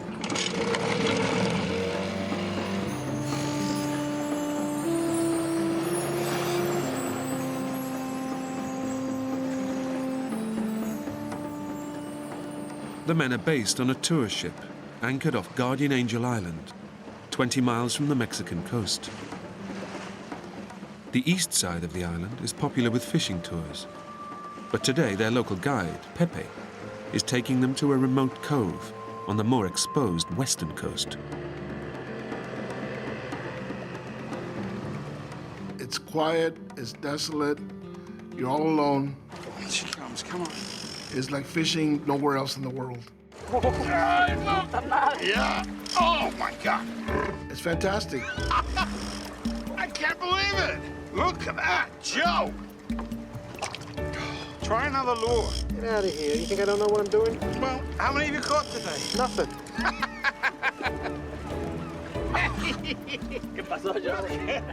The detour to the remote side of the island pays off.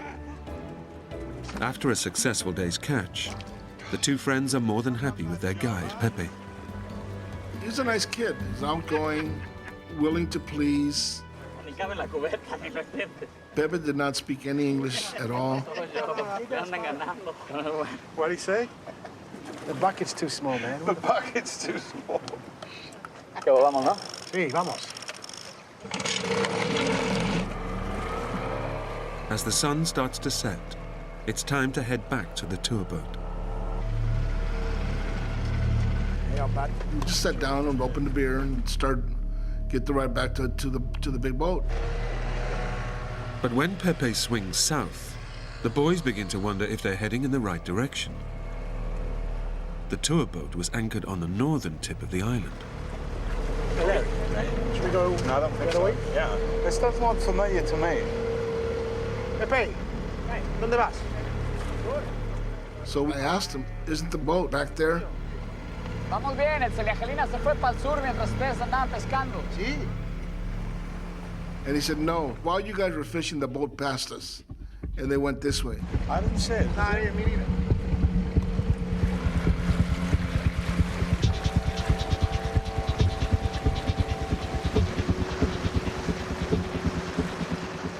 We figured he's a professional, he knows what he's doing, he knows where he's at. And we left it at that.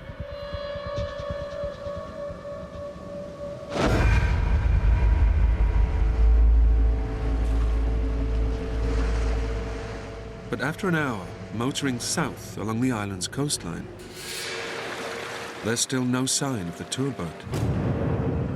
And Pepe has more immediate concerns. Joe! Ya no hay gasolina.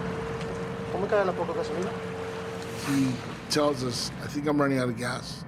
What's up? No fuel is what's up. It just gets better. It was a bad situation. It was dangerous. They have just minutes before the engine cuts out. And without power, Joe knows they can't steer the boat and could easily be swept out to sea by the currents. I said, let's beach this while you have power. Pepe, vamos a la playa. ¿Qué playa? Pura roca, no puedo para allá. Their only hope is to make it to land.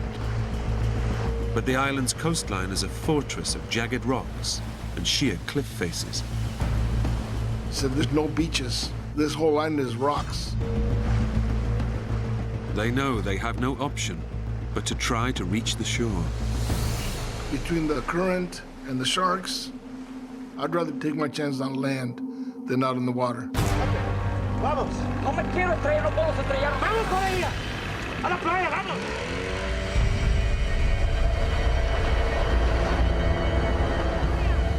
The only thing you can see is the white of the pounding water on the rocks.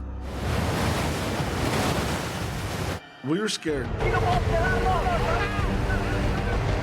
Their only way to reach land is to power the boat directly into the raging surf.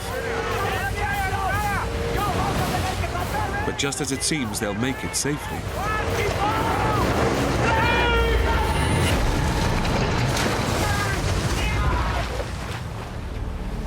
a surge of water hit me from behind and forced me into the rocks.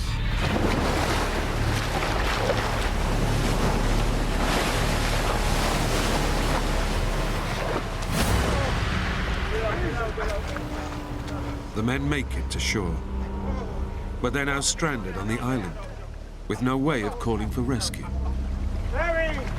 Hold on there. You're totally soaked. The wind is blowing, and we started shivering down to the bone. Bring it back. The men search for driftwood and build a fire, using up their last few drops of fuel to get it going.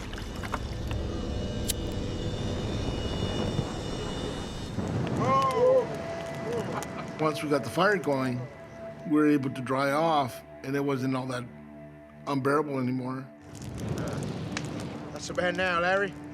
We knew it should have been an easy thing for the big boat to pick us up the next morning. It's calls for a beer. The men resign themselves to a night out in the open, believing their stay on the island will be a short one. Boat will pick us up in the morning. We out.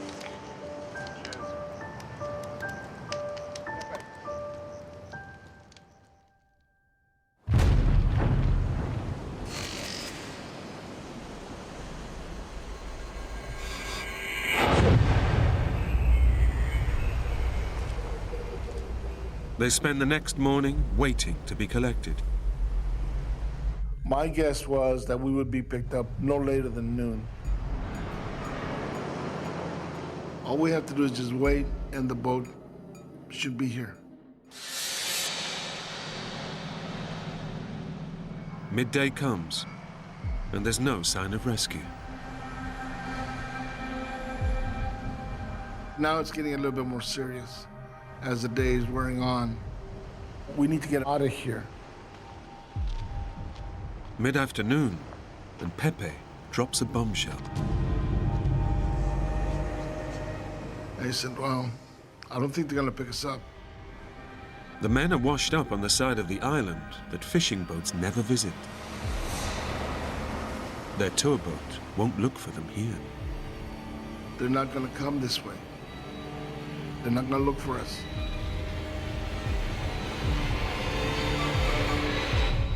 It's like somebody just pulled the bottom out from under you.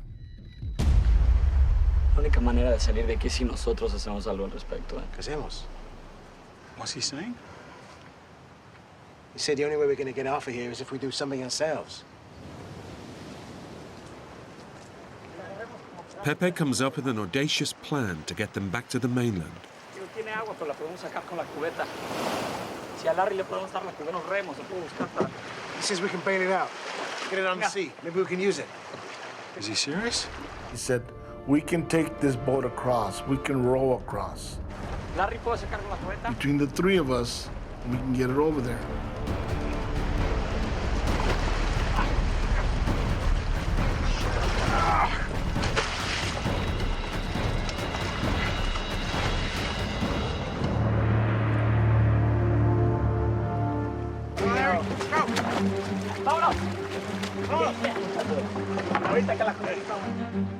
With no fuel for the boat's engine, they'll have to row to the mainland.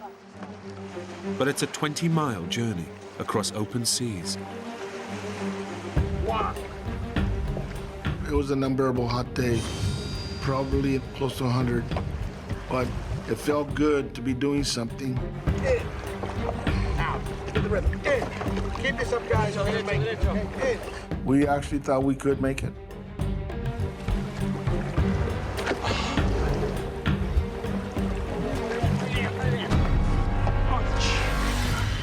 For 2 punishing hours, the men row in the intense heat, their hands torn by the rough driftwood paddles.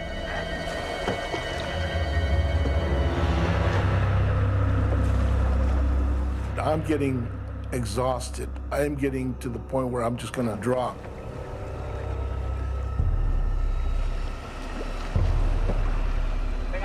As the sun dips towards the horizon, the men's stubborn determination finally pays off. ¿Qué es eso? Mira, para allá, barcos. ¡Hay barcos! ¡Aquí! You can see people on boats.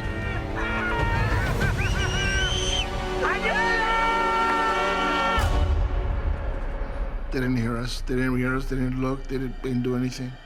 They can't see us. Joe, keep paddling. The men push on, hoping to close the distance to the shore.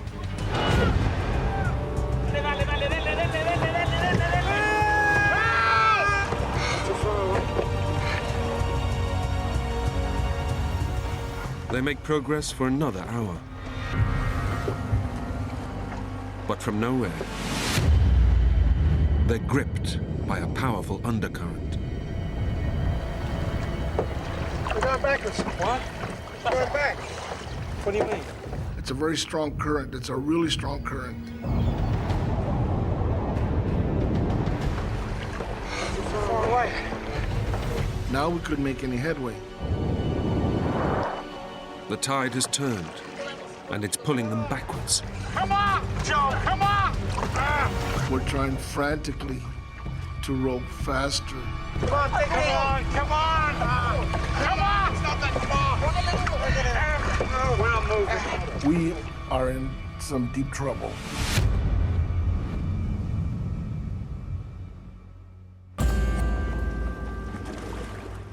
As night falls, the men give in to their exhaustion.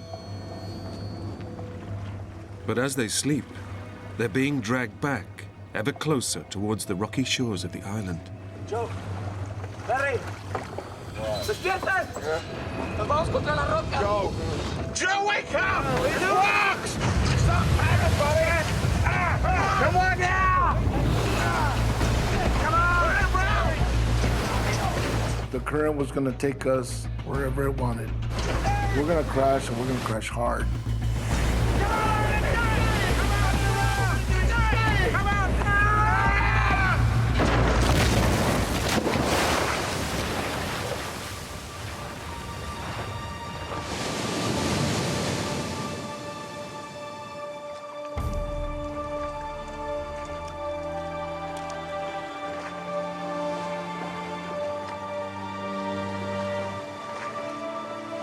Joe and Pepe make it safely to shore. But Lorenzo is thrown violently onto the rocks, severely spraining both of his ankles. The 3 men's attempt to escape the island has failed, and their boat is now completely wrecked. We didn't talk much that night. Lorenzo and I were pretty down in the dumps. We were depressed. 400 miles away, in California, Joe's wife receives a phone call. That was when I learned that they were missing. I just was gone. I can't even describe it. It was like, you know, my feet were kicked out from me.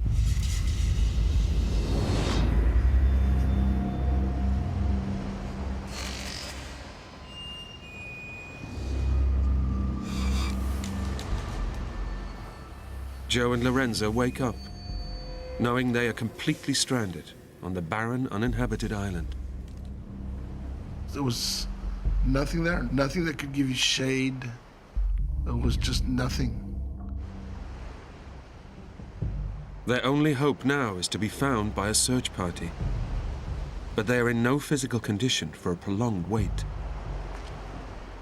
I was somewhat overweight, and I had found out about a year earlier that I was diabetic. Joe suffers from type 2 diabetes, a condition where the normal levels of sugar in the blood can decrease rapidly. It's commonplace, but potentially life-threatening if not managed properly. And 50-year-old Lorenzo is unfit and grossly overweight. Lorenzo may have had health issues. I pressed him on it, but he said no, that he didn't. But then at the same time, he told me that he hadn't been to a doctor for years.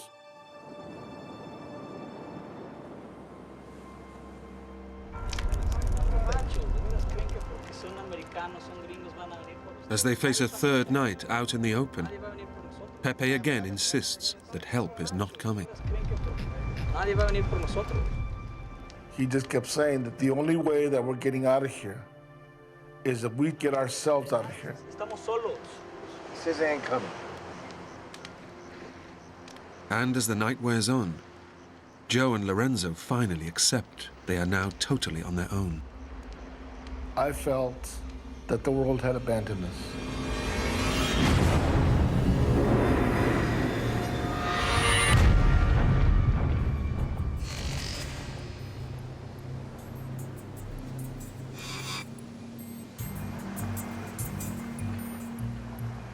After 2 days of waiting for rescue, the men must take their survival into their own hands and hike to the northern tip, where tourist boats will be moored. But it's a daunting journey. This island's 20 by 40 miles. It's uninhabited. There's nobody there. Pepe told us that there probably is commercial fishermen or the tail end of the tourist boats at the northern end of the island. And if we get there, we will be picked up. But the men have no idea how far down the coast they are. And they could face a 40-mile hike along the entire length of the island. The coast, as I saw, was the only logical choice. Nobody is going to go inland to look for us.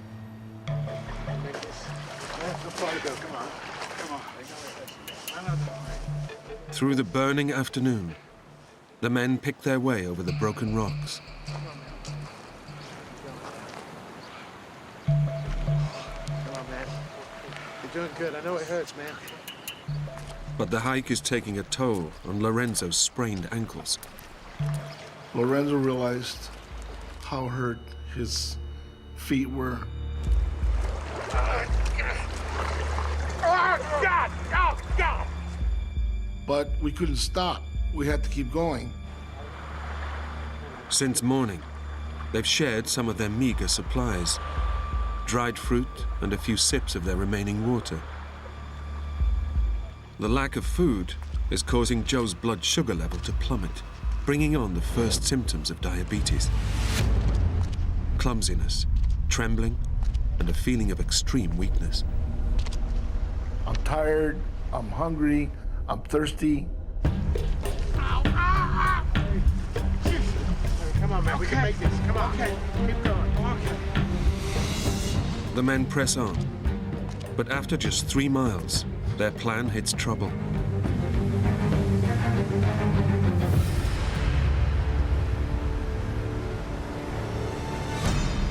Their route north has come to a dead end.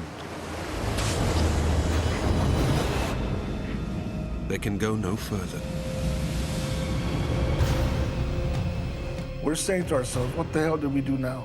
La corriente ahorita está pesada, pero con cuidado podemos cruzar. Yo salto primero para que vean cómo. Pepe said, you know what? I'm gonna swim across.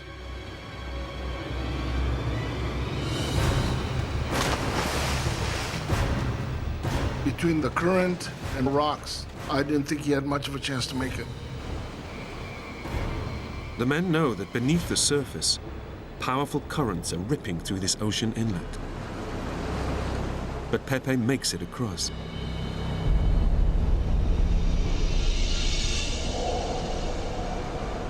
Wish me luck, buddy.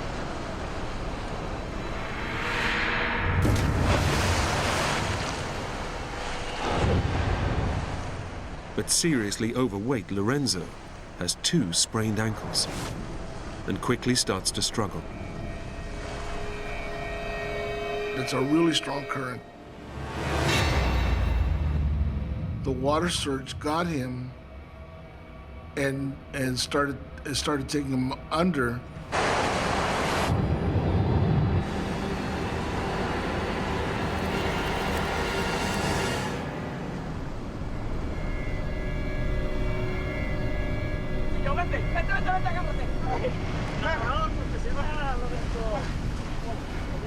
Joe!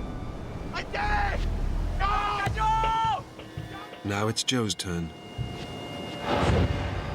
I know I'm not a strong swimmer. Joe, jump! But he's paralyzed with fear. Joey! The hell with it. I'm not doing this. After a day's hiking, with little food, Joe's blood sugar level is crashing, bringing on extreme confusion. Come on, Joe! Stay here! Joe! I just said, you guys go ahead, go on. I'm just gonna die here. I can't do it! Joe! What's the matter with you? It was terrifying because I was afraid of getting pounded on the rocks. You get over here! Jump now! Joe! Lorenzo encouraged me the way that we always talk, challenging each other. Jump, jump, jump for me! Gotta stay here. Daring each other to do something. Joe! And Lorenzo said, don't be a sissy. Jump now! And I just thought to myself, what, you know, if you're gonna die, die trying.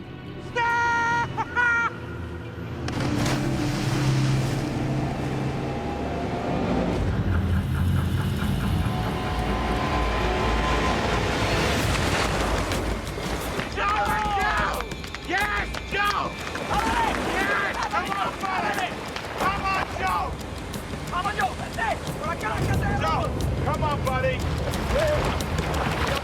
Joe! I was a sissy for nothing.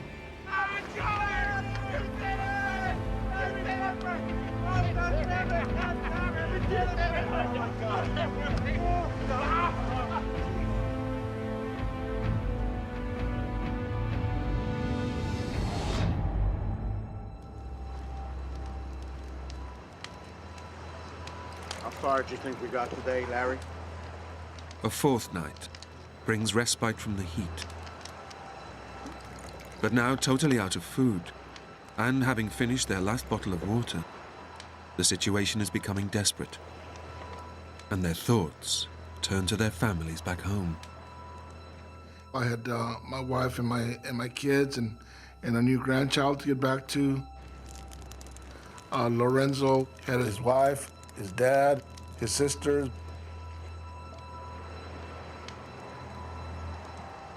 In California, Joe's wife is already beginning to fear the worst.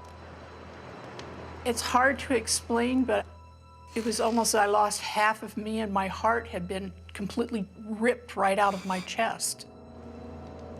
In desperation, she sends her son down to Mexico to join the search party. I wanted my son to go find out what happened to his dad.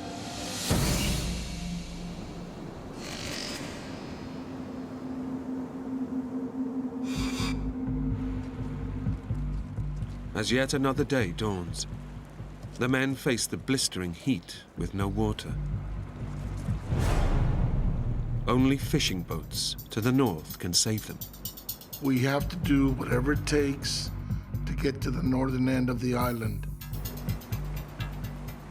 But they have no idea how much more of the coast they must navigate to get there. And Lorenzo is finding the pain of his sprained ankles unbearable. Come on. Get there, man. Get you a nice big deal. Joe! Ow! I can't, don't, please don't touch me. I can't do this anymore.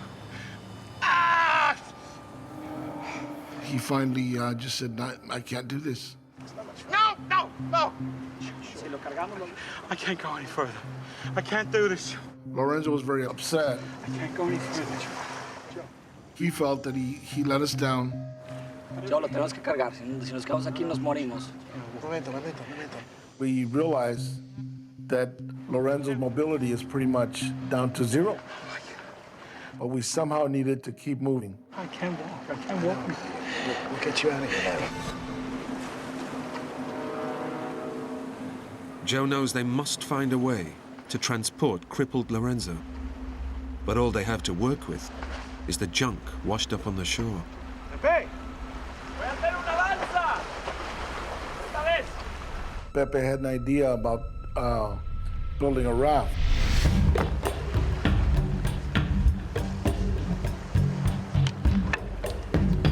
He said, we'll be able to float Lorenzo through the water. We found some floats from old fishing nets. Duro, Joe.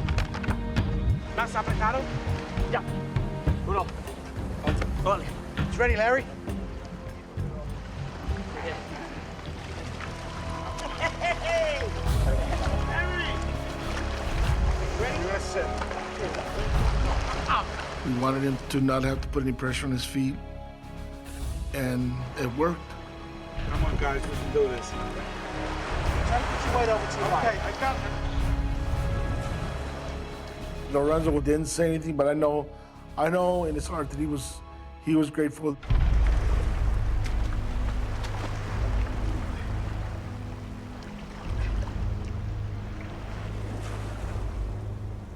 The men struggle along the scorched coastline.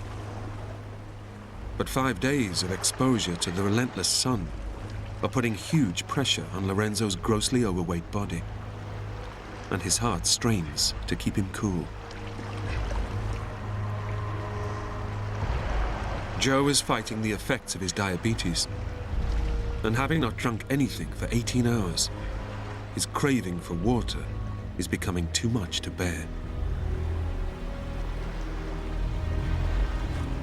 This can't go on. We can't do this. I'm gonna give up.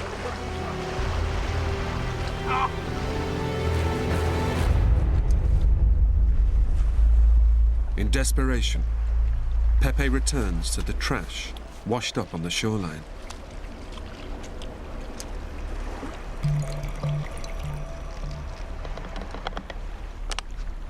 I said, look what I found in this blackish looking water.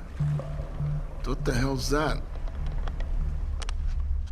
The only water that was available on that island was from castaway bottles.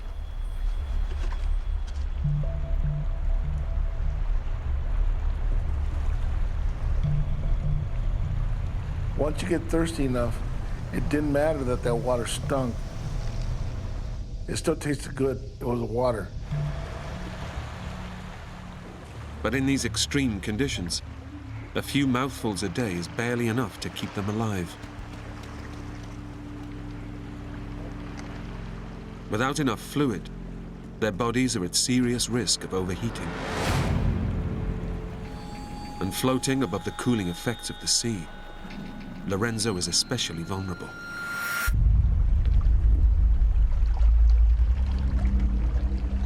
After another whole day battling through the water, there's still no sign of the fishing boats that will end their ordeal.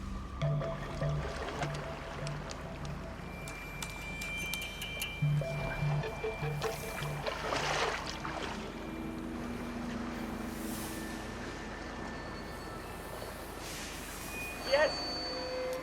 Then, Pepe spots something among the rocks.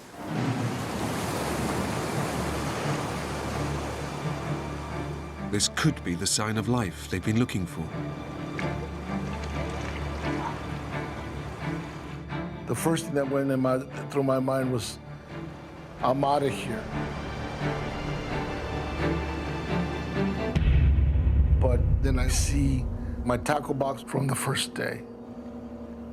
The men realize it's their own fishing tackle. They're back at the camp where they first beached 4 days ago.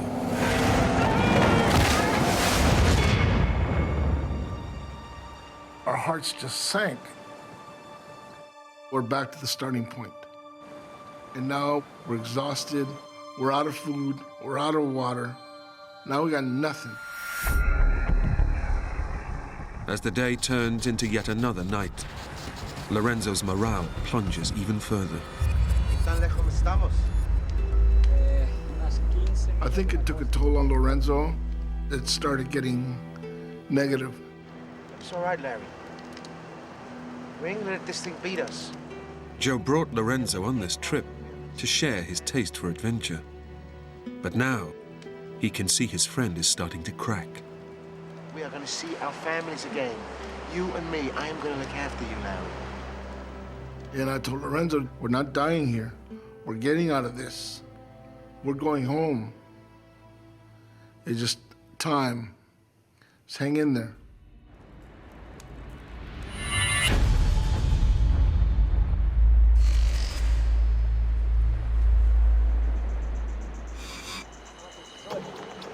The three men have managed to keep themselves going for 8 days.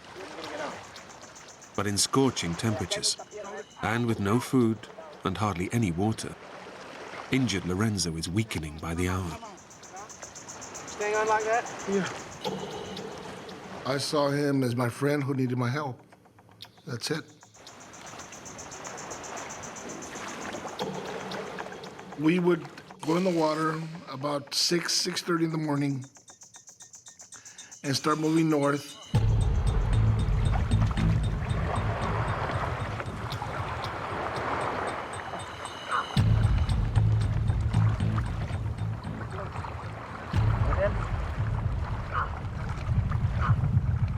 It was very slow progress. Sometimes we wouldn't go more than a mile or two in a day.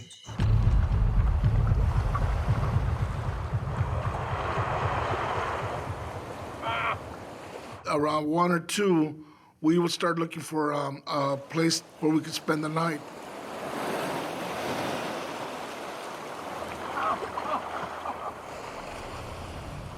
It's an excruciating routine, made even harder by the fact that their scavenged water supply is running out.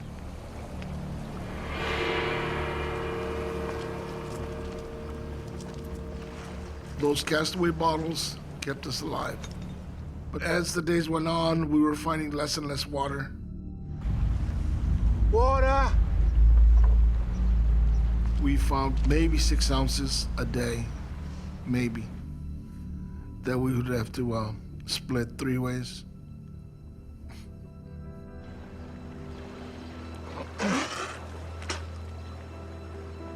Salt.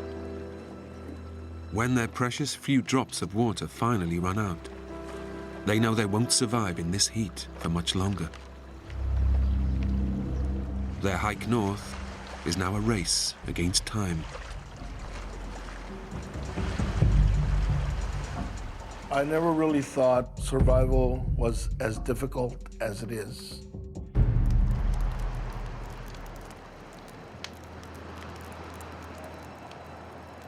After a week stumbling through the water, Joe has deep cuts in his legs. They're becoming infected, and blood poisoning is now a real threat. If it sets in, it could kill him within hours. This could be a lost cause. I could die here. And I told him, look, I'm gonna write a letter to my wife and my kids in case something happens to me.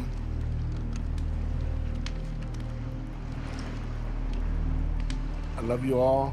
Don't blame anybody of what happened to me.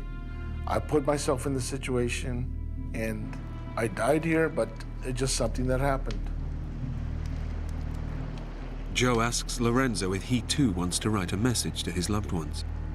Hey, Larry. No. I don't want to do that right now. And he said, no, I don't want to do that. Not yet. I don't want to be doing this. Maybe he didn't want to really face a situation we're in or what the outcome might be.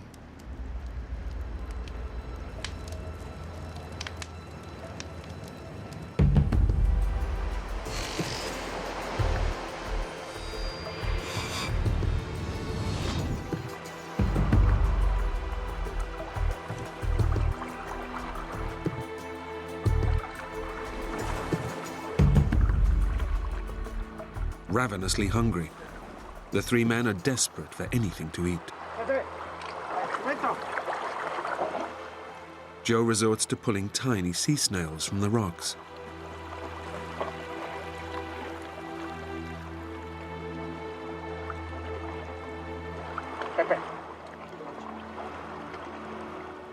I gave one to Lorenzo. I go, here, eat it. And he looked at it and said, I'm not going to eat that. I knew that he had to have something, but at the same time, I can't force it down his throat. He'd have to eat it because he wanted to.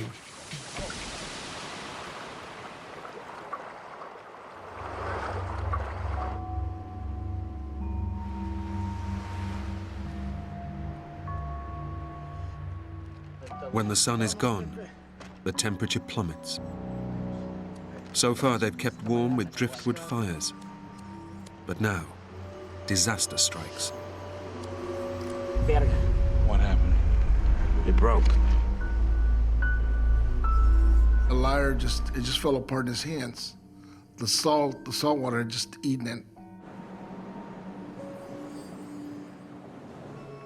From now on, the men have only each other to keep warm. With death closing in, the men are unaware their families have been searching for them. But they've joined the rescue teams that believe the men are fishing on the east side of the island. After 6 days searching, Joe's son calls home with devastating news. He says, I can't find him. He's not there, Mom. I don't know if we'll ever find him. And he was heartbroken. After 8 days missing, the search is finally abandoned. The men are feared lost at sea. I had given up hope. The reality of it was he was dead and wasn't coming back.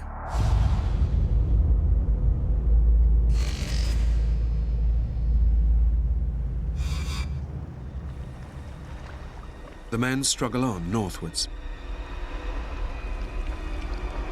But still, there's no sign of any fishing boats. Lorenzo is becoming increasingly depressed and irrational.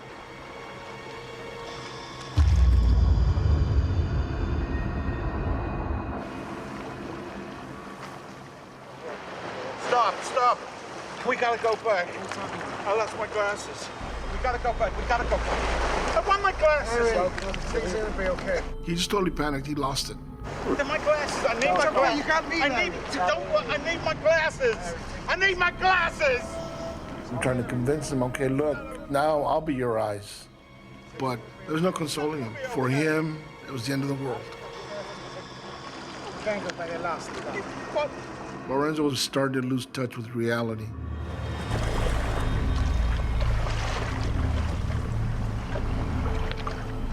Joe, let's switch. Lorenzo asked me if he could be on back of the raft. He wanted to trade places with me. I want to go behind for a while, okay? Delirious with dehydration, Joe takes up his friend's offer of a ride, without realizing how desperate Lorenzo's condition has become.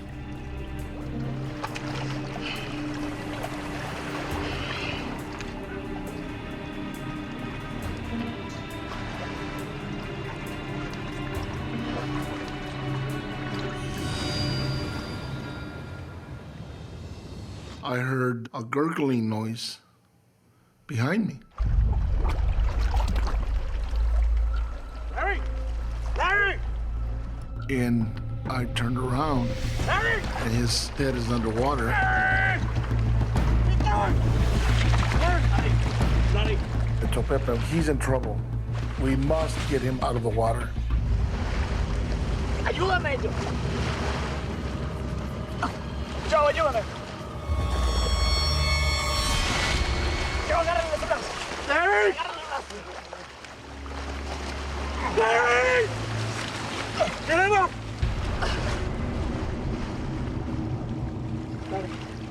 Larry! I'm talking to him, and there's no response. Larry! Larry! The look on his face it wasn't right. Larry! I start checking for a pulse.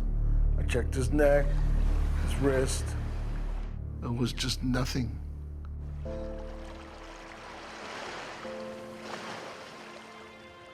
After 12 days, battling to stay alive, Lorenzo has finally succumbed.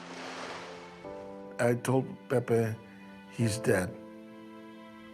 He passed away.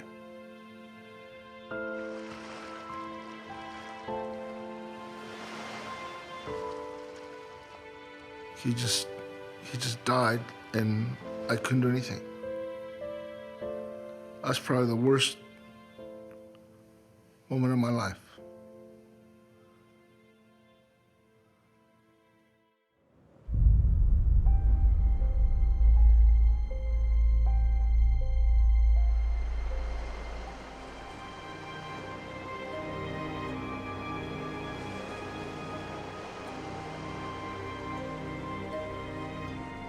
At first, I was angry that he abandoned me. We should be seeing this through the end. But then I realized it was a big ordeal for him. And his body just gave out.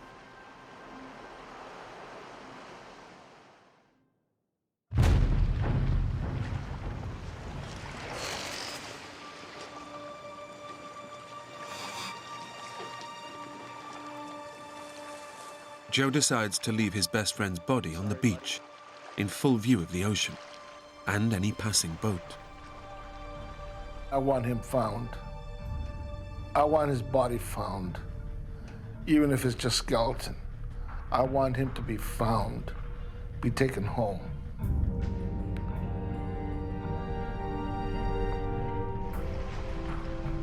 I'm gonna come back for you. I said my goodbyes to him, and I told him that I have to leave. It broke my heart.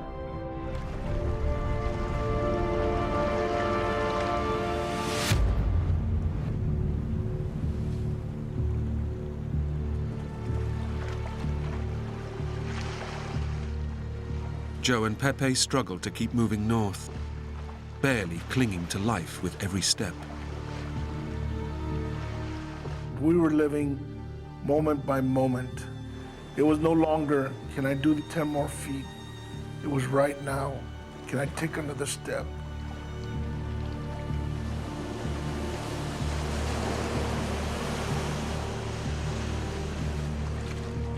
Battling his diabetes, it's a miracle that Joe has survived 13 days without food or proper water. But now he fears the end is near, and he faces an agonizing, anonymous death. If I die, nobody is ever gonna find my bones. I was at rock bottom.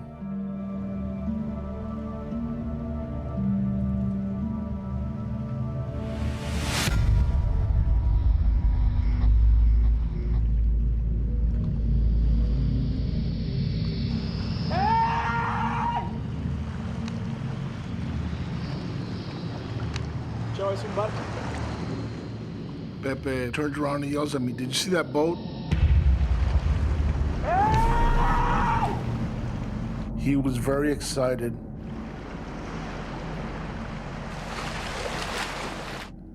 I didn't think there was a boat. I thought he was hallucinating.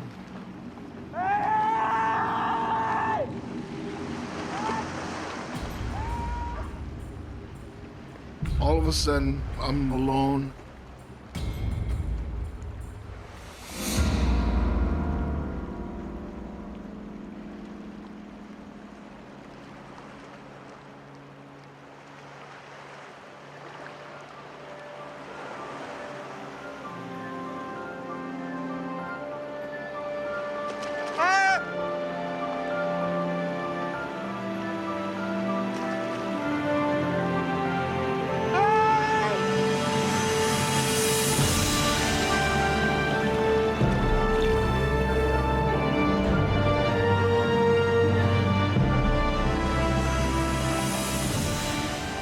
Joe and Pepe are finally saved by two Mexican fishermen.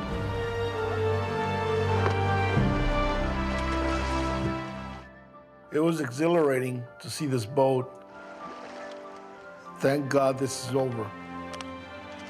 I was relieved, like a big burden had been lifted off my shoulder. That afternoon, Joe's wife, Margaret, gets a call from her son. He says, "They found Dad. He walked out this morning. The fishermen picked him up. He's okay." I mean, I was elated, but at the same time, I just knew that there was more wrong. He told me that Lorenzo has passed away. And I says, "Oh my God." Seeing my wife, my son, my daughter, all of them, it was great. I just felt bad that Lorenzo wasn't there to share it. Lorenzo's body was recovered and taken back to his wife and family in the US. If Lorenzo had gone one more day, he would have been with us. He'd be here now.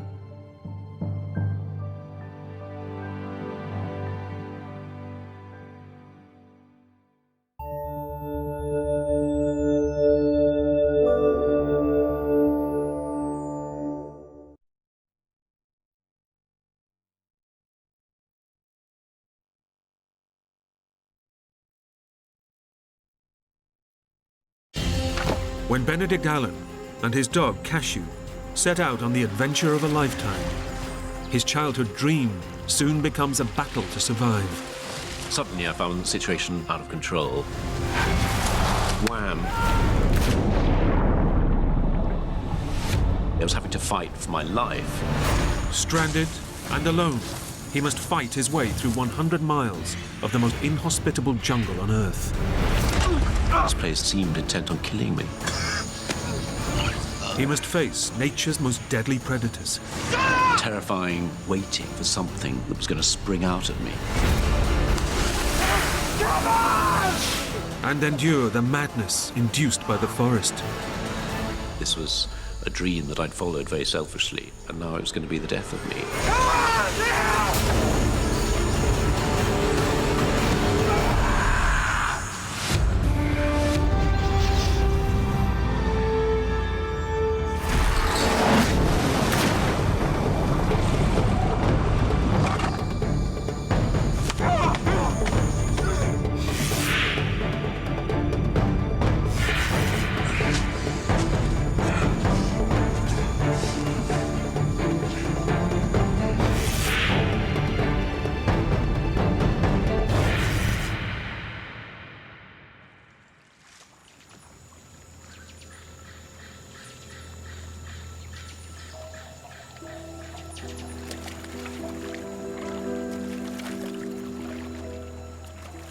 "22-year-old Benedict Allen has always been a dreamer, and he's living his biggest dream yet.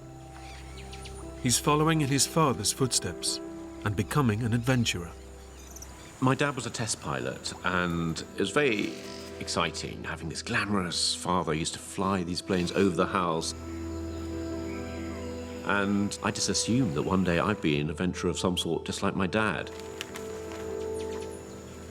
I just want to be like one of those great explorers like Cook or H.M. Stanley or Livingstone.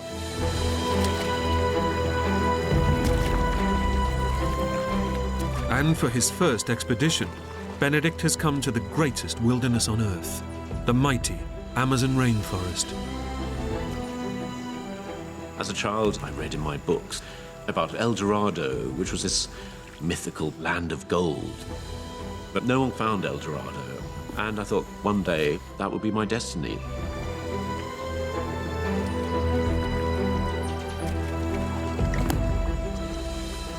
His companion for this epic journey is a stray dog he's befriended along the way. I was lonely, and that dog reminded me of my dogs at home. And I called him Cashew, which was Indian for dog. So he was simply dog to me. But he began to be more than a dog, he began to be my friend. Despite his youthful enthusiasm, this is Benedict's first major adventure. He's attempting to traverse over 1,000 miles of dense, uncharted rainforest. So he's relying heavily on 2 local guides to help him survive. They taught me how to feel comfortable in the forest, which to me was a confusing place.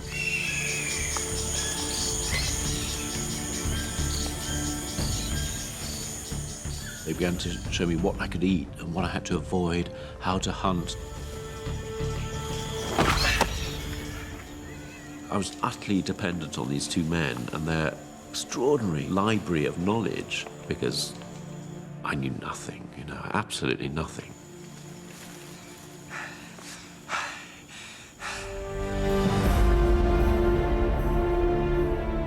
For 3 months, they head deeper into the vast rainforest and are nearing the supposed location of El Dorado, the city of gold. But Benedict has been warned of the dangerous illegal miners that have been drawn here. And there are troubling indications that they are not alone. The signs were ominous from the beginning. The water, just empty cachaça bottles. Cachaça's a sort of cheap rum. There was a sense that there were outsiders in the forest. I'd been warned that these were bank robbers, thieves, people accused of murder. They'd all headed off into the forest because here was a chance of making a quick buck. Despite Benedict's trepidation, they must find a place to camp as night is falling.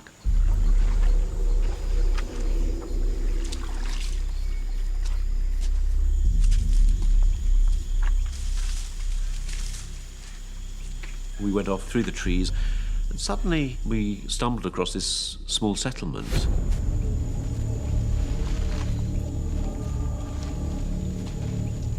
But whereas I was worried, my 2 Indian guides were absolutely entranced. I remember one of the Indian guides picking up a can opener and wondering what that was.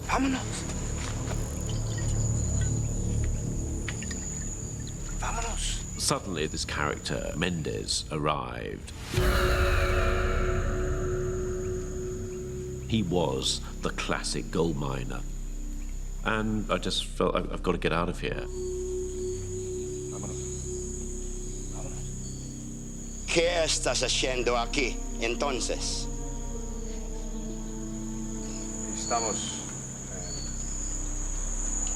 Estamos buscando El Dorado. ¿El Dorado? Estamos viajando al sur por la boca del Amazon. No, mi amigo. Si viajas para allá, muy peligroso. Los rápidos están lucidos, pero puede ayudarte. Mendez said to me, look, I'll be your guide. I'll take you down the river towards El Dorado. Furthermore, I know a track. You'll be able to walk from the river to the outside world. ¿Está bien? Divertimos. And I thought, well, maybe I've misjudged this gold miner. Maybe he isn't that bad. But I thought I should go along with this plan. I'll be heading in the right direction at least. Bien.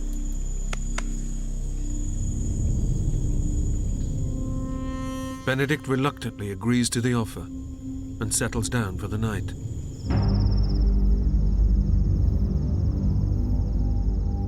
But as the night wears on, he has a growing sense that all is not what it seems.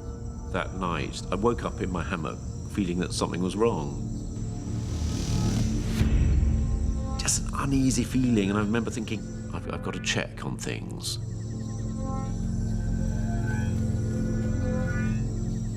So I put on my boots, potted down to the river to see if my canoe was still there, see my supplies were there. I think effectively I was making sure that my exit was okay.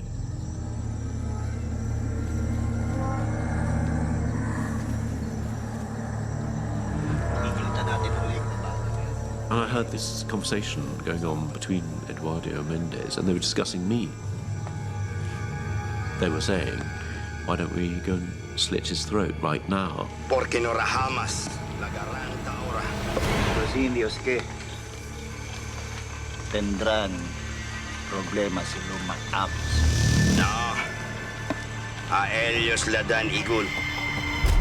I had a rising sense of fear, and adrenaline began thumping in my ears. Venga, lo hacemos ahora. ¿Quién va a ser? No lo haré cuando está durmiendo. And I realized I'm just going to be killed. These are my last moments alive. I just thought, go, I have to run, get out of here.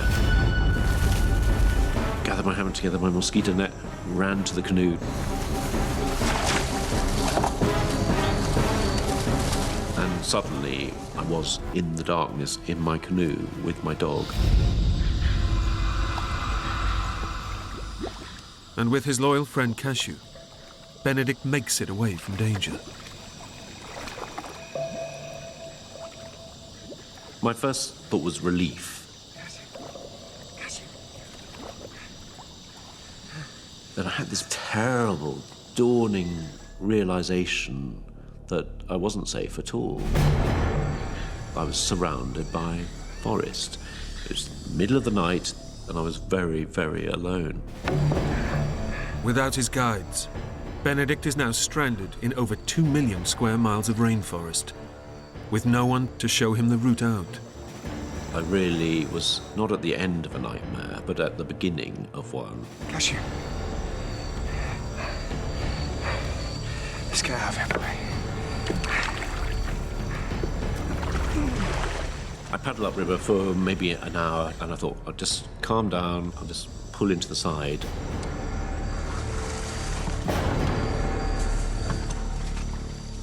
Made a little camp and thought, I've got to come to terms with this new situation. And the situation was, my childhood dreams were over. And I felt, I've got to get out of here, got to get out of here.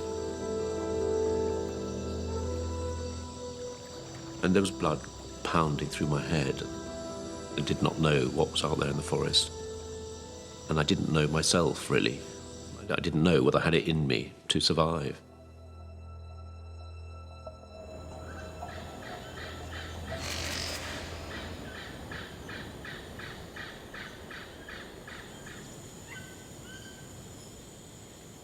As the first light came up, I could see this forest, absolutely immense, and there I was in the middle of it, absolutely alone. It was terrifying that first morning.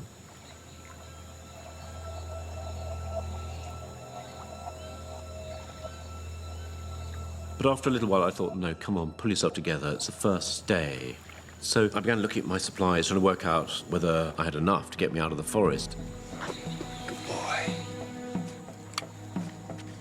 And by Benedict's estimations, he has enough rice, sugar, and dried meat to last him approximately 2 weeks.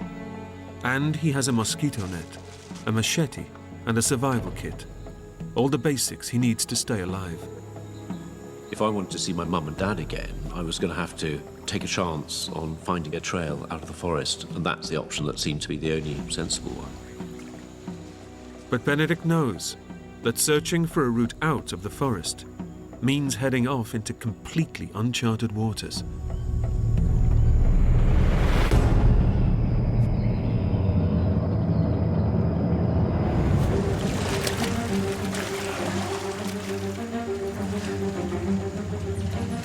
I was actually going into the interior. I was heading upriver.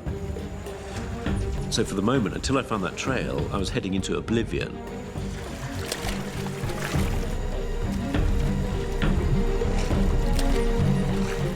As I paddled away upstream, I was feeling more and more hopeful.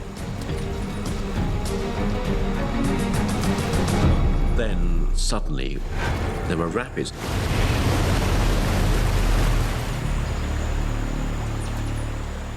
And I remember thinking, come on, Benedict, pull yourself together. You've got to get out of here. Spent a lot of time dragging the canoe through the rapids.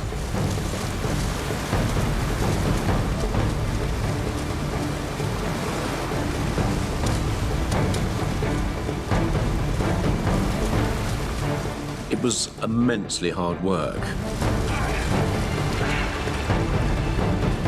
It just seemed relentless that I was just fighting all the time this river.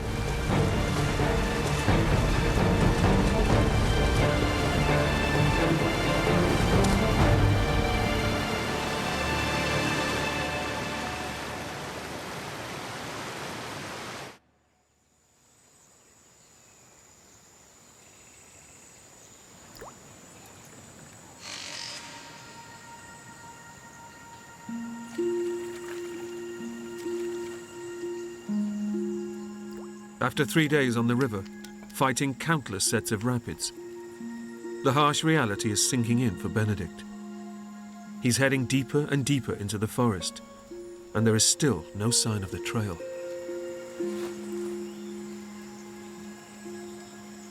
By the third day, all my early enthusiasm had drained away. I kept on thinking, how many rapids are there? They weren't marked on any map. It just seemed relentless.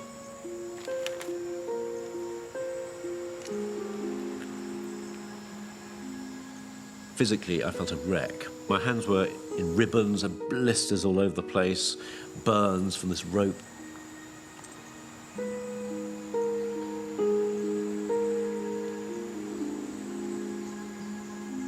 The big question mark was how long I could keep on going, and it wasn't that I was running out of food, I was just running out of belief in myself.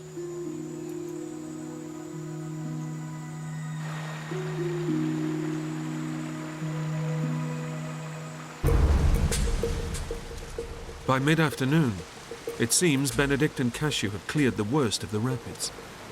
They can now continue to search for a way out of the forest. I remember starting to paddle my way into the clear water, but I hadn't quite got far enough. Suddenly I found the situation out of control.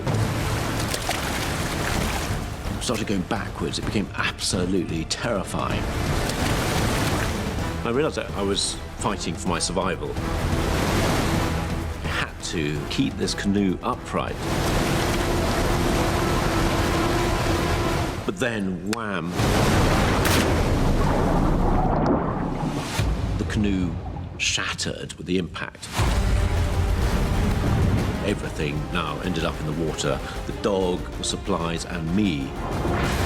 It was a moment of absolute terror as I realized not only was I losing my possessions, but actually I was having to fight for my life. I was gagging on the water, trying to get my breath.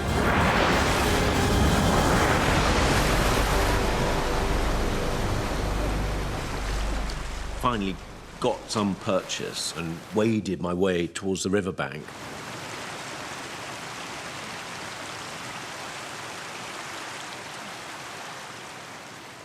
I remember just trying to take in the situation, and the situation was that I'd lost virtually everything I needed in order to survive, and lost my companionship, Cashew, the dog.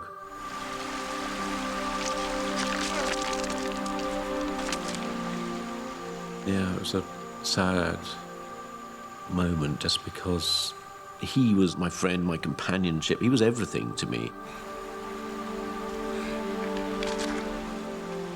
And as Benedict sits on the riverbank, he realizes that along with Cashew, his hopes of survival are slowly drifting away.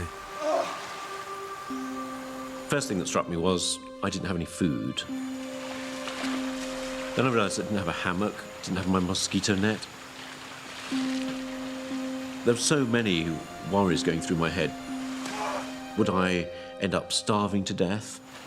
Would I die slowly of malaria? It was difficult to imagine how I was going to end up, but whatever way, it didn't look likely that I'd ever see my family again. Benedict knows that no one will be looking for him, because his expedition is not due to finish for at least 3 months. And with no food or medical supplies, he'll be lucky to survive a week. The situation was beautifully clear in a way. If I stayed where I was, I thought I would just die. I thought I've just got to get out of this place. I thought, what have I got to get me out of the forest? There was an old rucksack. There was a water bottle, a machete, but above all, my survival kit. Fishing hooks, fishing line, distress flares, spare compass. So key, simple things. I got out my little notebook and I made a little map. Anything I can remember, I put onto this map. Benedict realizes that the river is no longer a viable route, and the only possible way out is to walk directly into the jungle and attempt to hike out on foot. So I drew a little dotted line, and that would be my route out of the forest.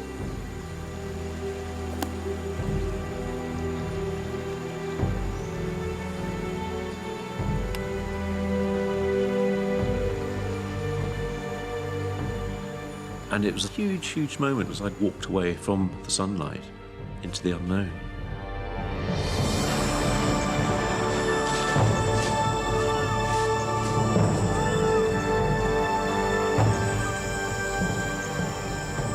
And Benedict heads into one of the most inhospitable places on Earth, the Amazon rainforest.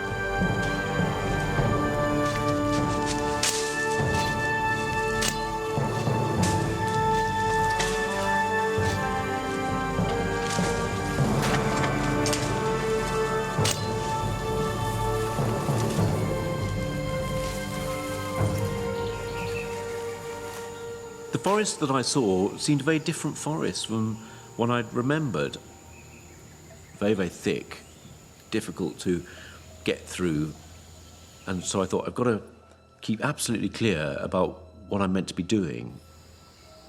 Benedict realizes that traversing this jungle will be a monumental task, so he'll have to use every last scrap of experience he has, if he is to make it through here alive. And I reckon I walked absolutely straight, maybe 100 miles. That would take me to the outside world. So I thought, I'm going to count every single pace. When I got to 100 paces, I made a little notch in a stick. And that way, I'd know that I was nearer help.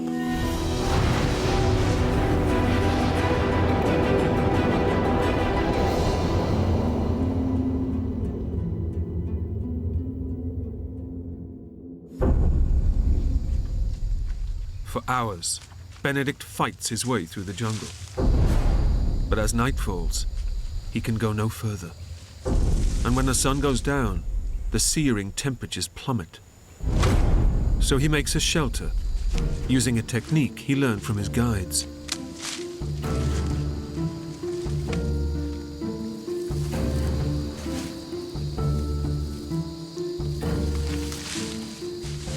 Oh, it doesn't look too bad, really. I felt a little bit of pride.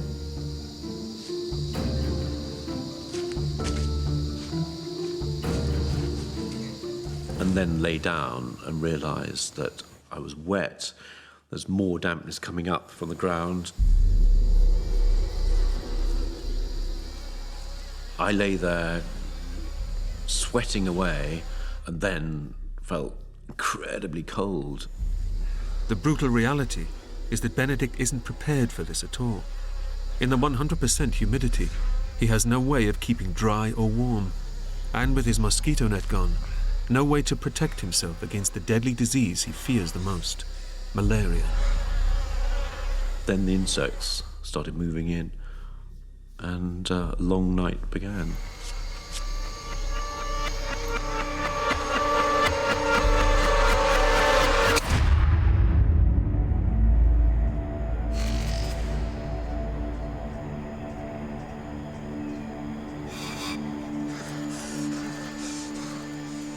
I was feeling absolutely terrible, wrung out, because I'd been awake all night with the insects.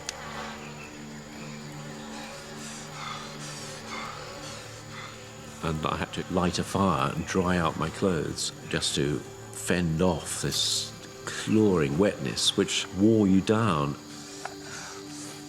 I felt very burdened by the forest.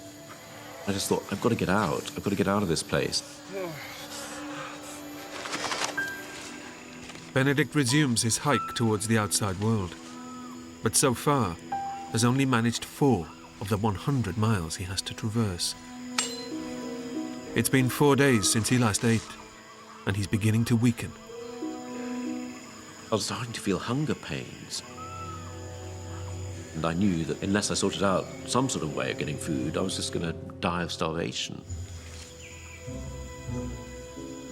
I started to think how I could get nourishment from this place that seemed intent on killing me.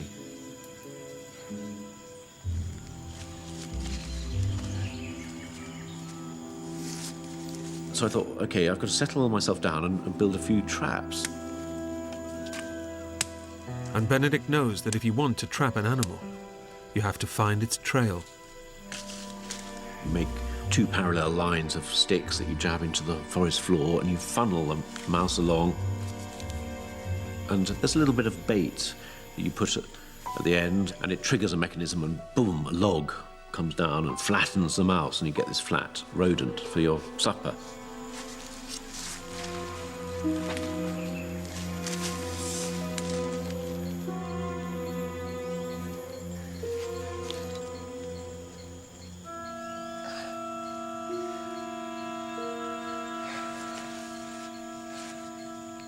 It's so time-consuming to even fashion these things, but waiting for an animal to come along, I found absolutely exasperating.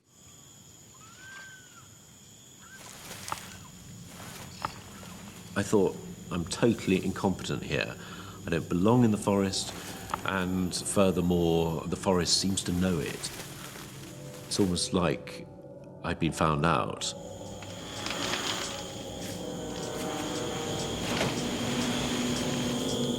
Every species here has learned to survive, and those that aren't good enough die. And I'm going to be next, because I don't know how to cope here. I can't even make a simple trap.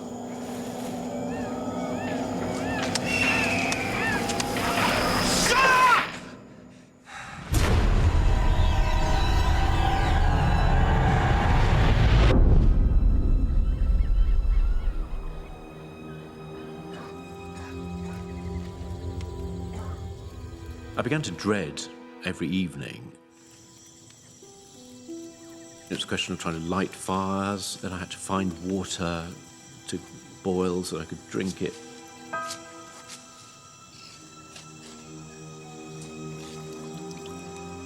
And all of this was taking time when I was already exhausted from trying to make progress through the forest.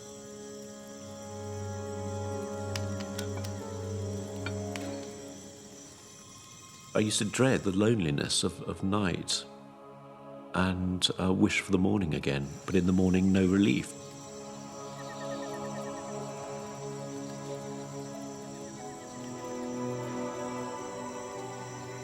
I felt like a hamster on a treadmill heading to nowhere.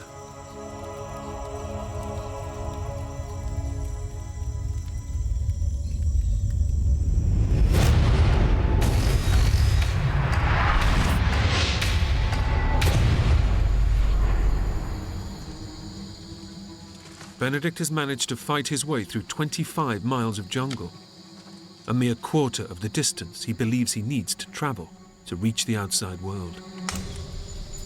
The only food he's eaten are the tips of ferns, but it's not enough, and he's beginning to experience the first effects of starvation. My hunger was really bad. I felt weak. I was doing less and less miles every day and feeling more and more confused. And weakened by hunger, his body is becoming too frail to withstand the jungle's constant onslaught. Insects were more of a problem, and so were the bites. Some of them were starting to fester and weep. All of this was sort of visible evidence that I was being attacked.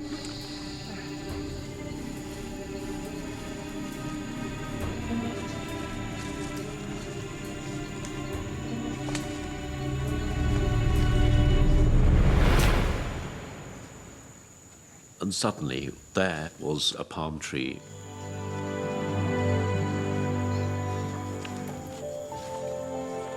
It was a Malaria palm.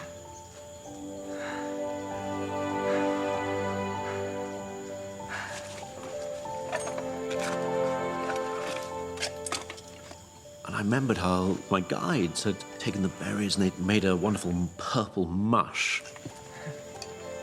Suddenly I had all the energy in the world because I saw hope now.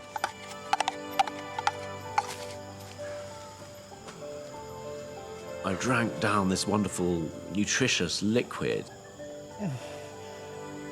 God, it felt so good to have my stomach full.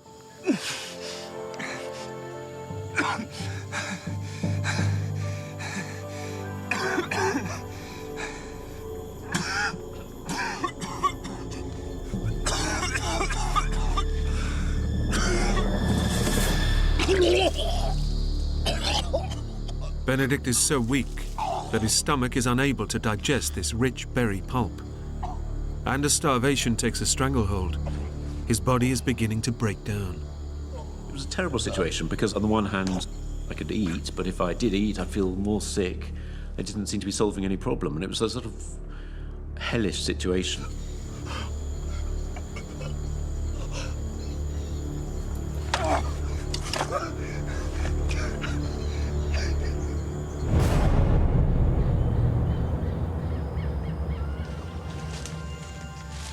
Despite his sickness, Benedict pushes onwards, but he's getting weaker by the hour, and it's not just the result of malnutrition.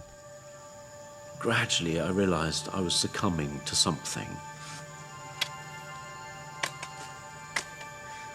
Sweat was becoming more and more obvious to me.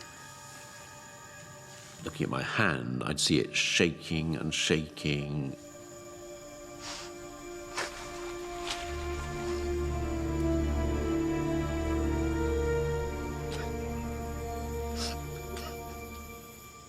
I was sinking into a delusional state because I wasn't able to control my thoughts.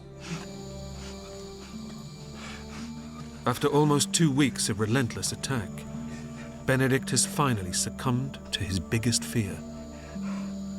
I thought, this is the taste of malaria that I'd always been warned about. And now it's my turn to experience it myself as someone who was exhausted and starting to starve to death. The malarial parasites are destroying Benedict's red blood cells, starving his body and brain of oxygen. And knowing he faces almost certain death in the forest, his thoughts turn to his family, over 5,000 miles away. It was a sort of sadness at first, feeling of terrible defeat. I thought no one's going to be able to imagine what my last days were like. I had a feeling also of disappointment. I'd beat my mum and dad. But the truth was, this was a dream that I'd followed very selfishly. And now it was going to be the death of me.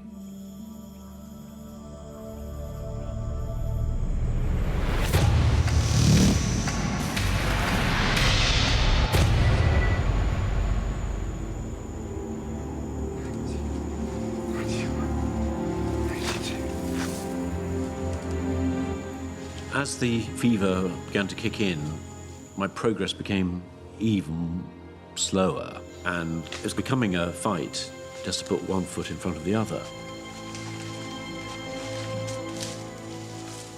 And my hope of getting beyond the trees was fading away.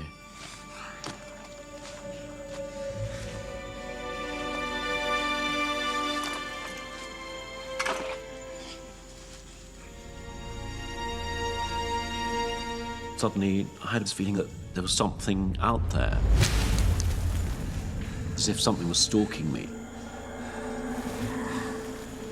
And I thought, come on, Benedict, keep control, you're losing it, you're losing it.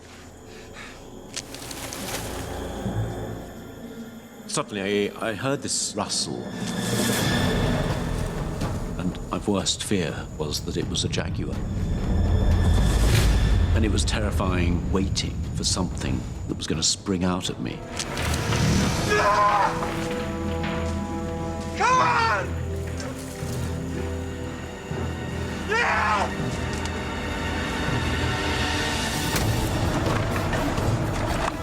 I fired off a couple of distress flares.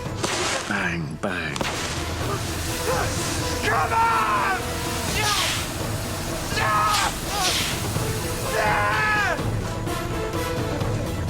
And nothing.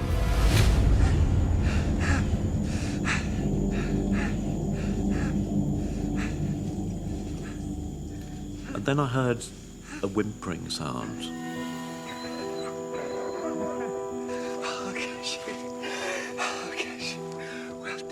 Incredibly, after vanishing in the rapids 2 weeks before, Cashew has tracked his old friend through 40 miles of rainforest. And all at once, the horrors of his situation seem to drift away. It suddenly felt like I'd been given a miracle, a sign of hope that everything was going to be okay again. I had someone who could understand what I was going through. That restored a lot of myself somehow that I'd lost, that had been taken away by the brutality of the forest. Cashew's reappearance has lifted Benedict's spirits and reinvigorated his determination to get home.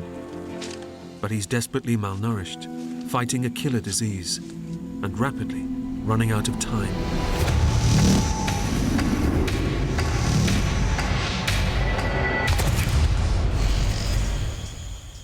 Now, I was 3 weeks into this trek, 3 weeks of really hardly eating anything. After walking for 70 miles, Benedict is now in the advanced stages of starvation, and the malarial parasites are rapidly colonizing and destroying his body. He knows that his condition is reaching critical. And I was so aware that I was running out of time. Cashew seemed to be lagging more and more behind. And I thought, I can't have you as a passenger. Cashew! Cashew! Cashew! Shoot!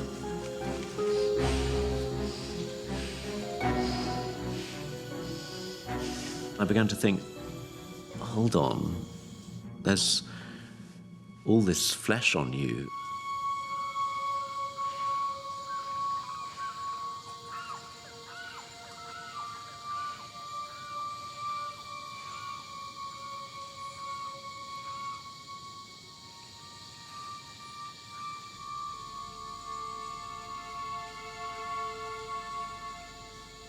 But it was inconceivable that he could ever be my food.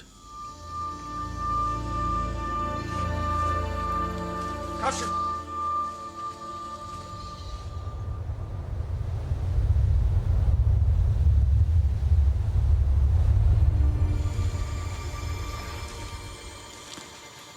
As the day wore on, I began pining for water, and I realized I wasn't just starving, I was dehydrated.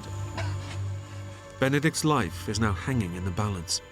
The combined effects of starvation and malaria mean that he must take on more and more fluid, but it's becoming ever harder to find.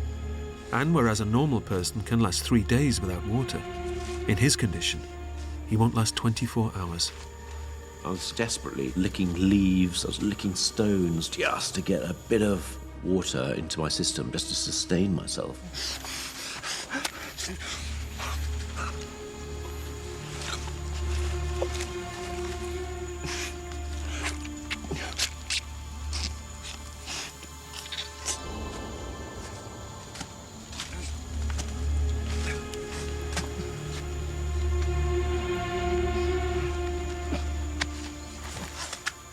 I found myself side by side with the dog, actually lapping water like a dog.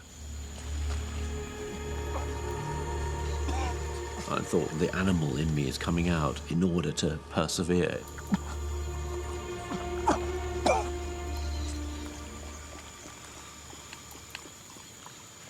becoming like you, Cashew. I was in a desperate state.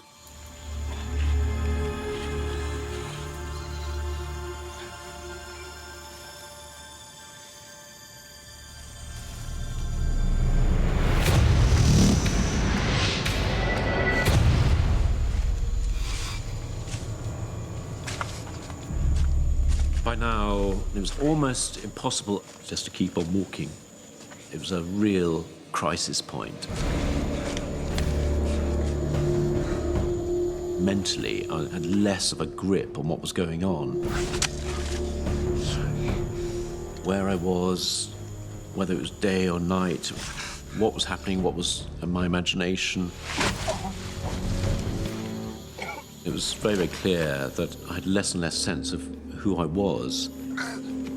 By now, Benedict is so emaciated, and the malaria is so advanced, his brain is beginning to shut down.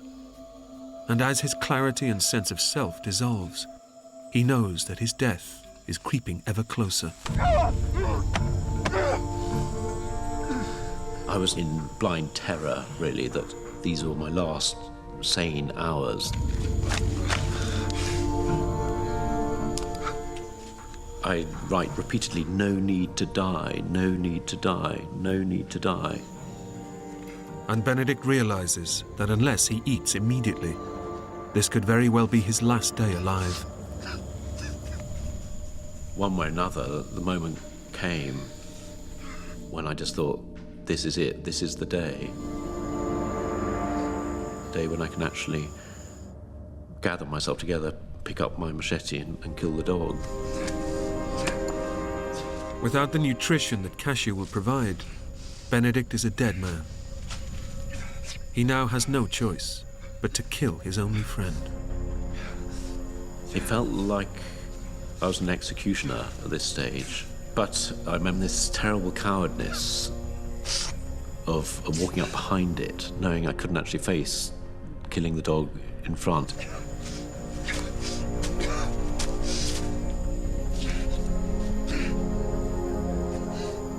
I struck it a blow on the head from behind.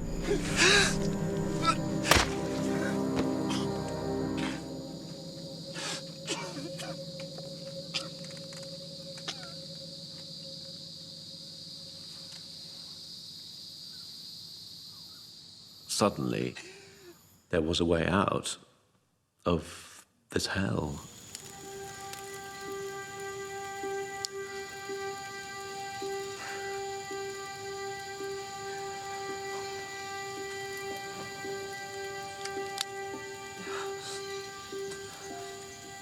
For now, I'd concentrate on the most nutritious parts, the kidneys, the liver, heart, and I put them on the fire.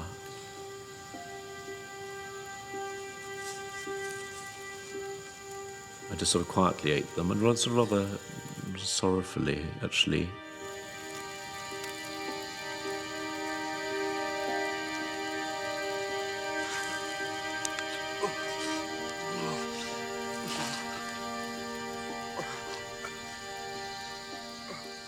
But Benedict cannot ingest the meat.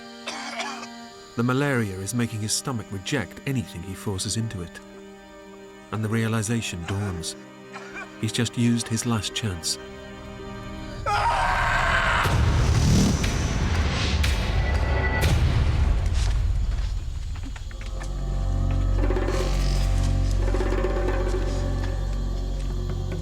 When I thought it couldn't get any worse. It did get worse. I lay on the forest floor, racked by pain. My liver, my kidneys were being attacked. I was fighting just to keep myself sane. Benedict's malaria has now reached the final and fatal stage. The parasites are aggressively multiplying and destroying his vital organs, causing his body to collapse. Within 24 hours, he will experience first coma, then death. This was the moment when it could all end very, very quickly. I had this rising sense of panic that I had to get out of the forest. I had to do whatever it took.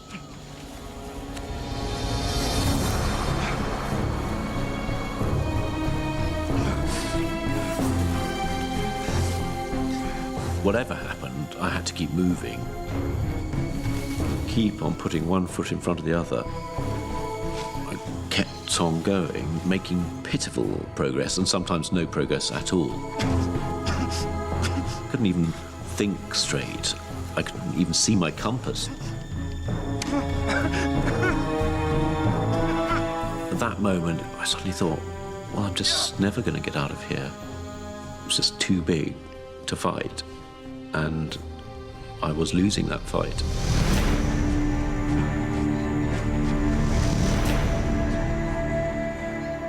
Benedict simply cannot go on. He's just too weak, too ravaged by disease. It was a terribly lonely moment, thinking this is the end.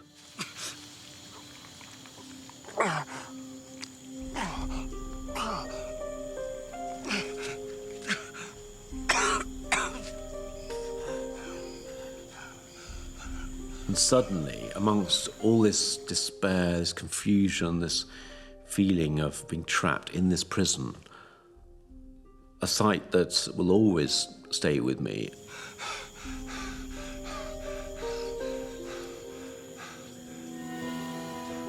I saw this cut branch.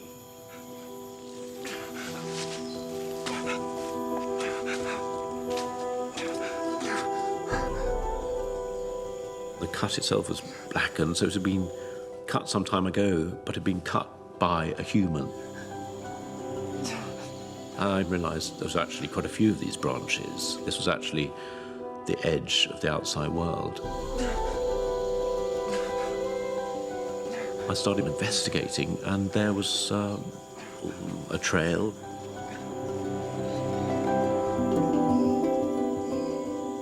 And then extraordinary thing of just seeing daylight, and it's still emotional to me, just this reconnection with the outside world.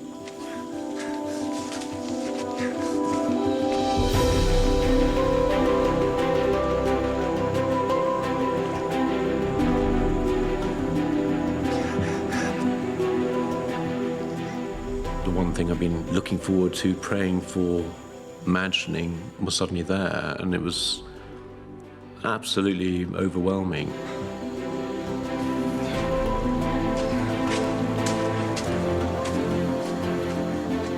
And I found myself in the back of a garden. There, ahead of me, was a little hut, and there was a little man in front. And he was just standing there with a look, not of welcome, but of horror.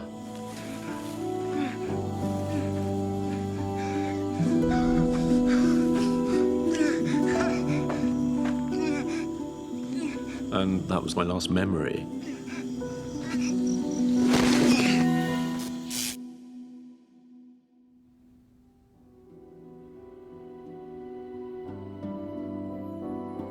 Having recognized the symptoms of malaria, the farmer nursed Benedict for 3 days before he was driven to a hospital in Macapá, where he made a full recovery.